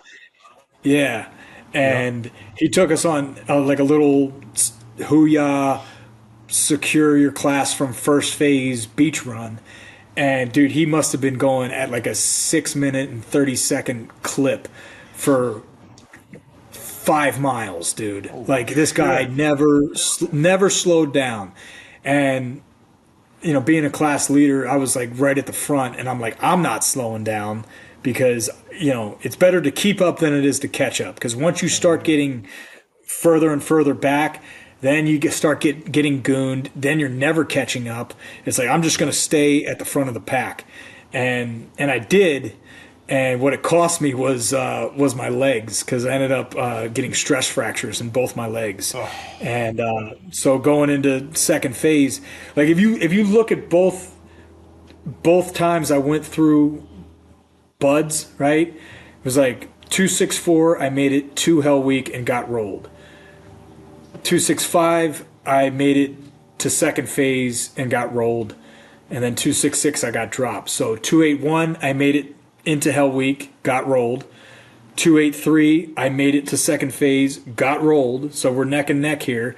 And then that ended up being what happened is I got rolled at the beginning of second phase for stress fractures. Like I remember getting out of bed in the morning and I put my feet on the ground and it was like lightning just shooting up into my knees. Like I couldn't even stand up. And then I was on crutches for like a few months, and then because they medical rolled me, and then I got back into the PT portion of being rolled. So, and I was there for the better part of a year, just to get my legs back underneath of me. So it started out like they would put you. It was a pretty cool piece of equipment where it was a treadmill that had this bubble around it, and in the middle of the bubble it had these like spandex neoprene like shorts. So you'd climb in these shorts and they would fill this bubble up and you'd do your run, but it was like it starts out you're kind of like gliding through the air, like your feet touch and you kind of like you have a little air time because of all the air in this bubble, and it's supposed to create less impact on your legs, on your feet and on your legs. And then they slowly start taking the air out of this bubble. It's all about your threshold of what you can take. And And it took a while for me to get my legs back underneath of me. And then it was like, okay, now I'm running on a treadmill without a bubble. And it's like, I got to get my times back. And it's like, okay, my times are good. I feel healed up enough. Now I'm going to take a class up test, which, I'm classing up for second phase. So I got to pass a 4-mile run in second phase. It's 31 minutes. Pull or swim times, like I said, was 80 minutes, and then my old course, I think, is like 10 minutes. So once I got to the point where I was cleared for classing up, I classed up, and that was class 287, final buds class, right? So 6 buds class, and so here we are again, second phase pool comp. I'm back to where I'm back to like where I got dropped, Yep. 3 years later, just facing this beast that crushed me the first time. And, during pool week, I passed every evolution first time. A part of it was because I knew what was coming. Part of it's because it's not that hard if you prepare, and part of it was I had the confidence. I had done this before. I knew how to prepare for this, right? And so then we get to Friday pool comp, and in my head I was like, I didn't really give it the respect I think it deserved. I was just like, you know what? I'm not gonna even really think about it. I'm just going to go in there and I'm going to do it. And what do you know, dude? I failed my first 2 tests. And I'm like, oh, fuck. Here we are again. And that's the longest weekend, man. Yeah, I think it was silly shit that I dropped. I think it was just being overconfident. And like I said, not giving it the respect that it warranted. And so I'm like... And so then my dad's words popped into my head. It's like, remember this feeling. You don't want to feel that again. And I'm like, you know what I'm going to do? I am going to train my ass off this weekend. First time I blew off the wood tanks. I was like, I'm not underwater. How good of a training can I get out of this? It's like, well, you know what? You get out of it what you put into it. So I was out there for 6 hours on Saturday and 6 hours on Sunday with these wood tanks and my goggles and my weight belt. And I had a bucket next to me, and I would fill up my mask, put it on, hold my breath, and go through my procedures as many times as I could on a breath hold with a mask full of water. And I just did that for hours, dude. Until I felt that I had it locked in, until it was like, okay, it's time to get in the game. I've trained I've done as much as I can for this. It's time to get after it. And I'll never forget too, I had a girlfriend at the time, and it was Easter weekend in 2010. And she was pissed because she had asked me to come to dinner at her parents' house for Easter Sunday, and I was like, I can't make it. I've got work to do. Yeah. And I ended up dumping her because of it. It was just a whole thing. And what's her name again? Whatever, who cares, right? Exactly. It was like, you got to know what your priorities are. Yep. And if she's going to sweat you about this, she's going to sweat you about deployments and everything else that goes along with it.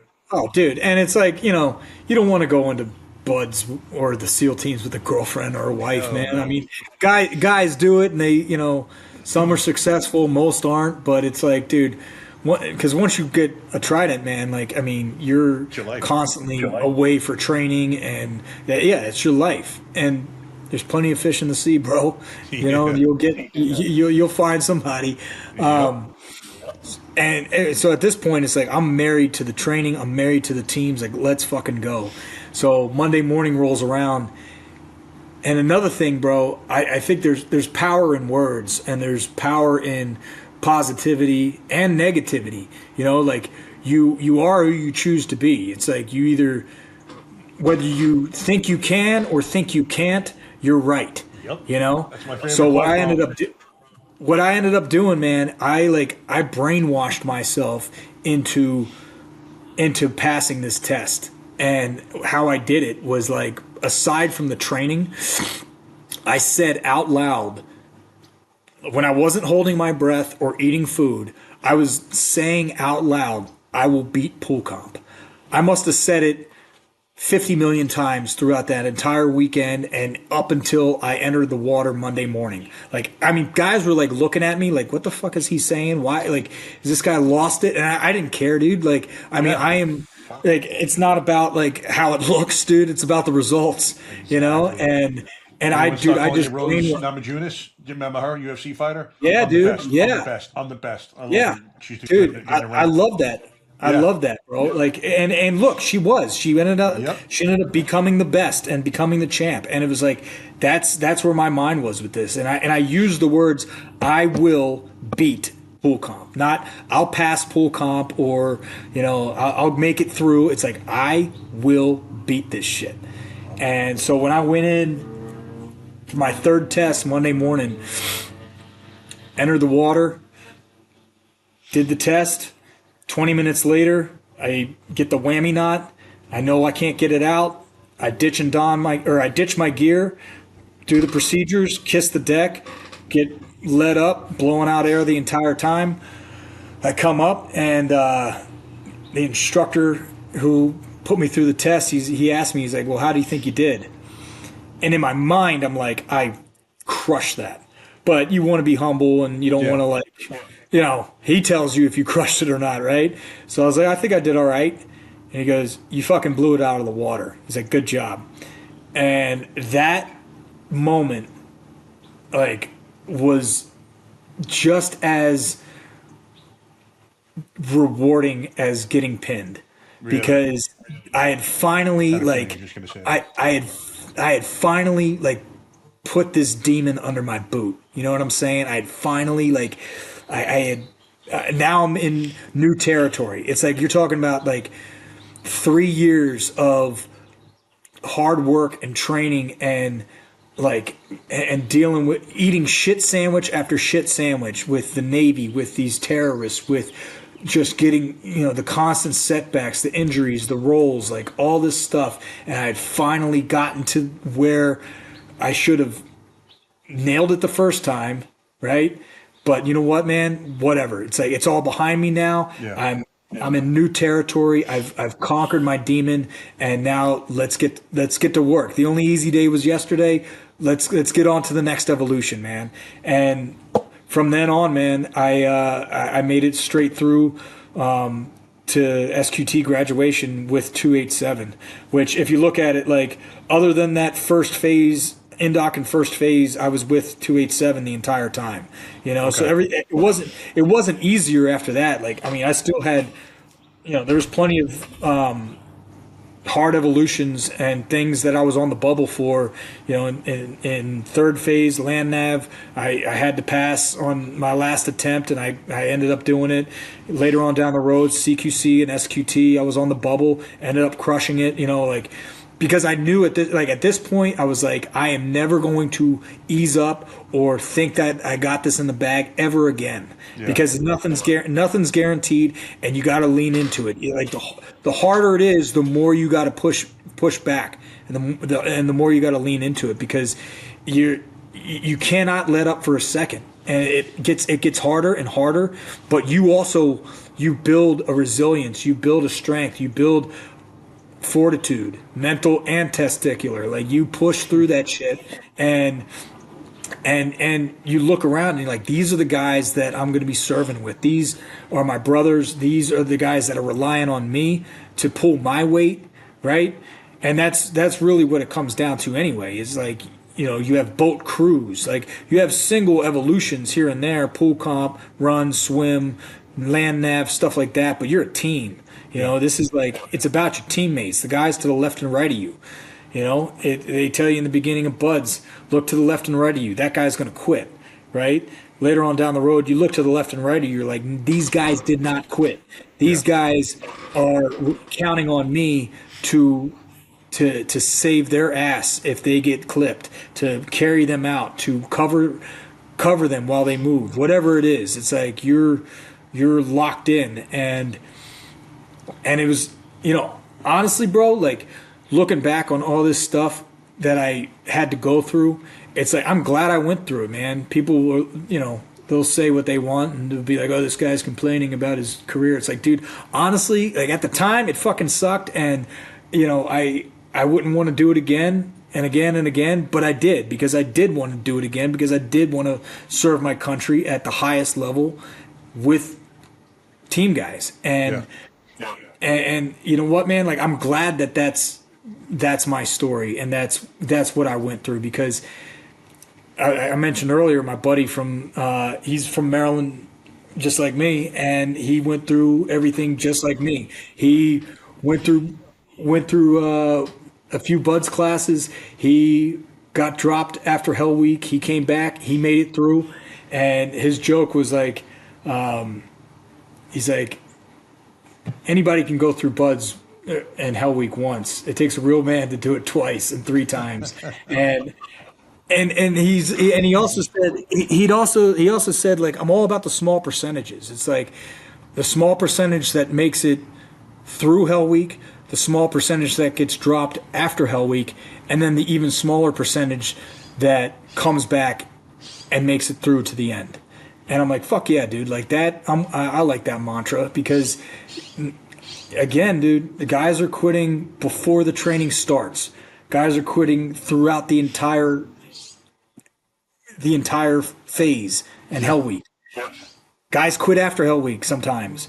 But you know what, man? Like, saying that you never quit and taking those punches time after time, and knowing that you can just eat it, and that you have what it takes to get through that training, like it builds a little bit of some calluses on you, like internally, like on your spirit, a lot of people think SEALs are assholes. I try not to be, because I never know.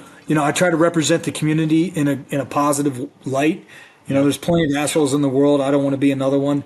I don't want to meet somebody who's never met a SEAL before and be a jerk, and then that's their impression of team guys. It's like, oh, SEALs are assholes. I had plenty of those people I had to deal with in the regular Navy who thought SEALs were assholes. It's like I try to treat everybody with respect, demand it in return, be a good representation of the community, and then that way it's like, look, yeah, we're a hard group of dudes, right? But we're also humble, and we also, have respect and treat people like how we want to be treated, but at the same time, like, put a bullet in you too. Exactly, man. There's humility, and then if you got to drop some money. Yeah. Exactly. I mean, it's the warrior in the garden, man, and it's like, it's knowing when and where, being able to dial it back, not always just being an aggressive, jerk. It's like knowing when and where, how to compartmentalize it, how to like tap into it, when to dial it back, when to shift gears, and that's really what being an operator is about, that and being a good teammate, and, I try to, I try to represent the community as best I can, and look, I'm not without my flaws. Clearly, I'm not a perfect guy. I bro. I still haven't met one that is. Yeah, right. I mean, yeah, it's like, dude, it's like I may have failed, but I'm not a failure. I may have lost, but I'm not a loser. It's like the measure of a man is how many times do you get back up, and again, it's like you may gas out after 5 miles. I may gas out after 2, but it's who's going to keep going? Yeah. Who's going to keep pushing? It's like, are you just going to quit on yourself? Are you going to quit on your buddies? Or are you going to just lean into it and keep grinding and keep going? Because just like anything, it's like this too shall pass, Yeah, everything is temporary. And I'll tell you, I love your attitude, the humility. I just love humility in human beings, period. But especially at the level that you're at. And it's funny because a lot of people, when you speak to special forces operators or people who are good in whatever it is they do, when you meet the ones that are truly confident and they don't have to show out to people because they have high self-esteem and they know what they are and what they can do, they never have that need to prove it to anyone, so they don't have to go out of their way. So they are humble because, number one, they know what they can do. They know, and even more than they know what they can do, they know what else is out there. So they never go looking for trouble because they know if you look hard enough, you're gonna fucking find it. And I don't care how bad you are, man. There's always someone badder than your ass. Mike Tyson got his ass kicked. Yeah, man. So it's beautiful that you see guys who don't have to have that that arrogance about them. I hate arrogance, man. If you are what you say you are, people are going to see it. I remember my lieutenant in Atlanta one day. He's like, "Morgs, there's no need for you to ever tape your sleeves," because we had one guy, a SWAT guy, that had his sleeves like shortened and tapered. It was like spandex. And I'm like, "Look at this clown," and he's like, "No need to flex like that." He's like, "If you have it, people will notice," and that's about anything in life, not just arms. And when you have to go and do stuff like that and tailor stuff and go out of your way to show that you have it, he's like, that's when you have guys who are posers. And I'm like, yeah, 100% right, LT. People smell that. Yeah. So, well, I love the humility, and this has been 2 hours and 10 minutes, man. We haven't even gotten into your career, so listen, I would love to have you on for another session where we talk about your actual career and my love of canines. You're a huge canine guy. I love dogs more than anything in the world, so I would love to have you back for a second one. Yeah, man. It takes me about, if I stay on track, it takes me about an hour to get through this whole story. I know, and I try to stick to like the wave tops of things, but then you kind of can dive deep. I could go do a whole podcast just about Gitmo. I could do a whole podcast about, one day of buds. It's like, but my story is just, it took me 6 years to get to the teams. You know what I'm saying? It took me 6 years to get through a 1-year pipeline, right? I mean, and I told myself I'd give 6 years back to the teams. And so I did a total of 12 years in the Navy. And I mean, those 6 years leading up to me finally getting pinned, I mean, that really, like, I grew so much, I learned so much, and it was one of those things where, even like I said, looking back on it, like, I'm glad I went through all that stuff. I'm glad I can say I went through 2.5 hell weeks and 4 buds classes. It's like, I'm a slow learner, man. All right. Like, but you know what? I did it, and I wouldn't change it for the world. I mean, even the worst day with, the at the lowest low, it's like, it's a learning point, it's something that I can use to help the next guy, which is what I'm about too. Whenever people hit me up, "Hey man, heard your story, would love to chat." It's like, yeah, sure. Let's have a talk. Let's see where you're at. Let's see, what I can give you to help you, like, solidify and tattoo that confidence and that mindset in your being, so that when you run up against it, you know that, hey, this isn't the worst thing in the world. Well, there's a way through. The type of man you are. You want to throw the ladder down and help others, and frankly, not a lot of people like that, man. And as far as going through everything you went through, I had a very deep talk with a mentor of mine last year. My mom was passing away of pancreatic cancer, and we had become estranged because of a evil sibling that I have. But he was talking about not being a victim, and I wasn't telling him from that perspective. It was more of just the factual points of the story. But he's like, never let yourself be a victim. You're a warrior, and your mind is never going to reconcile being a warrior and a victim. So you're never a victim. And thank the universe for every single thing it puts you through in life, because there's always lessons to be learned. You may not learn it right away. In fact, when I was speaking about the beautiful 2-year-old girl that was floating in the pool, it took me 5 years to realize why I was at that house. I was supposed to be there for a reason. And, I realized that 5 years later, I'm doing what I do because of that beautiful young girl. Actually sat down and wrote a 4-page letter to her family, because it's a long story, but I had such a mix of emotions. I felt guilty about saving her life at first because she suffered a hypoxic brain injury and she's supposed to be bedridden her whole life. Then I had guilt on top of that, feeling guilty It was a mess, bro. It was the one call in 30 years I started crying. We were speaking about that before, crying. That's why I asked you. And I'm like, you fucking pussy, stop crying. Real men don't cry, whatever the fuck I said to myself. And I stopped myself from crying. It would have been the best thing I could have done. But I didn't do it. And, that's why I specifically asked you for guys who are watching your story right now to realize that it's not weakness. I thought it was. I mistakenly believed it was. But, there's so many lessons, so much knowledge that you have to impart to others. And the fact that you're passing it on as opposed to just dying with it is a beautiful thing. And again, shows you everything I need to know about you as a man. So, every once in a while, man, pat yourself on the shoulder because you're a great man. And I'm sure a great family man, great dad, great husband as well. But from a limited amount of time I've seen you, I've seen all I need to know, to be honest with you. I appreciate that, bro. It's nice words for you to say. Honestly, dude, it's like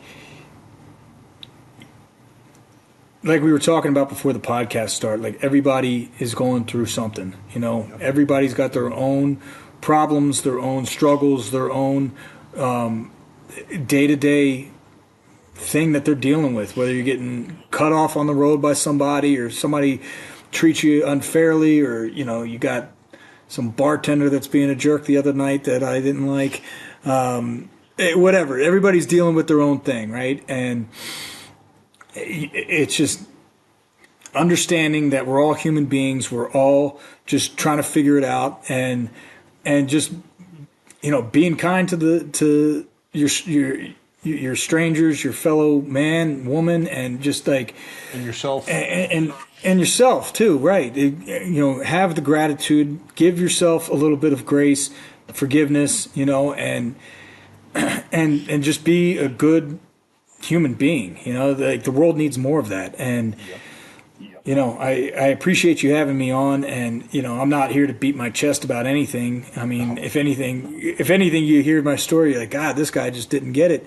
But I appreciate you having me on, so hopefully like it reaches somebody in some way where they can be like, you know what, man, like I'm going to pick up that basketball and I'm going to go do some reps, or I'm going to, crack that notebook open, I'm going to write, or whatever it is, give somebody a little bit of a nudge that, because I had it, I'm sure you've had it. It's like, I mean, there's no shortage of self-help books and guys that go out and do team building exercises and coaching and mentoring. It's like, you need that. You need these stories to be told so that, you can influence and help, the next generation or generations later, like hear that story and be inspired. It's like, it's the world needs more of this, bro. Yeah, exactly. So thank you for having me on, man. Thank you for taking the time. And like I said, for anyone watching this, I promise you, Johnny is going to come on for part 2. I have to give up the studio in a little while, or else I would keep going because I love hearing these stories.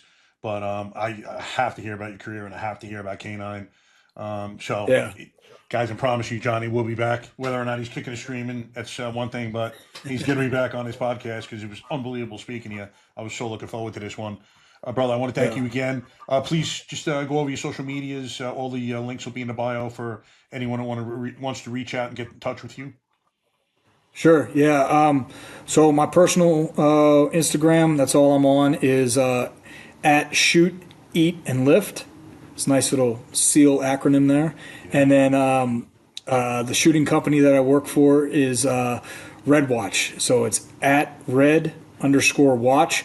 We do tactical shooting and training down here in San Diego. So if anybody's interested in learning how to work a gun and get inside a room and take it down, that's what we're here for. So again, I want to thank you for the platform, and it was an honor to speak with you. And I'm humbled and gracious to be on this podcast. And thank you. Thank you, brother. The honor was all mine. Hey, guys, if you like what you saw, please hit like and subscribe, and we will see you soon. John, thanks again. Guys, we will see you soon. Order, shot fire, officer down, shot fire, officer down. Got a city officer down, shot fire. 223, be advised, we have a visual on enemy paratroopers at Gitmo uniforms. Welcome to the Resilient Warrior Nation, a podcast dedicated to inspiring hope and healing for first responders, military veterans, and anyone facing PTSD and trauma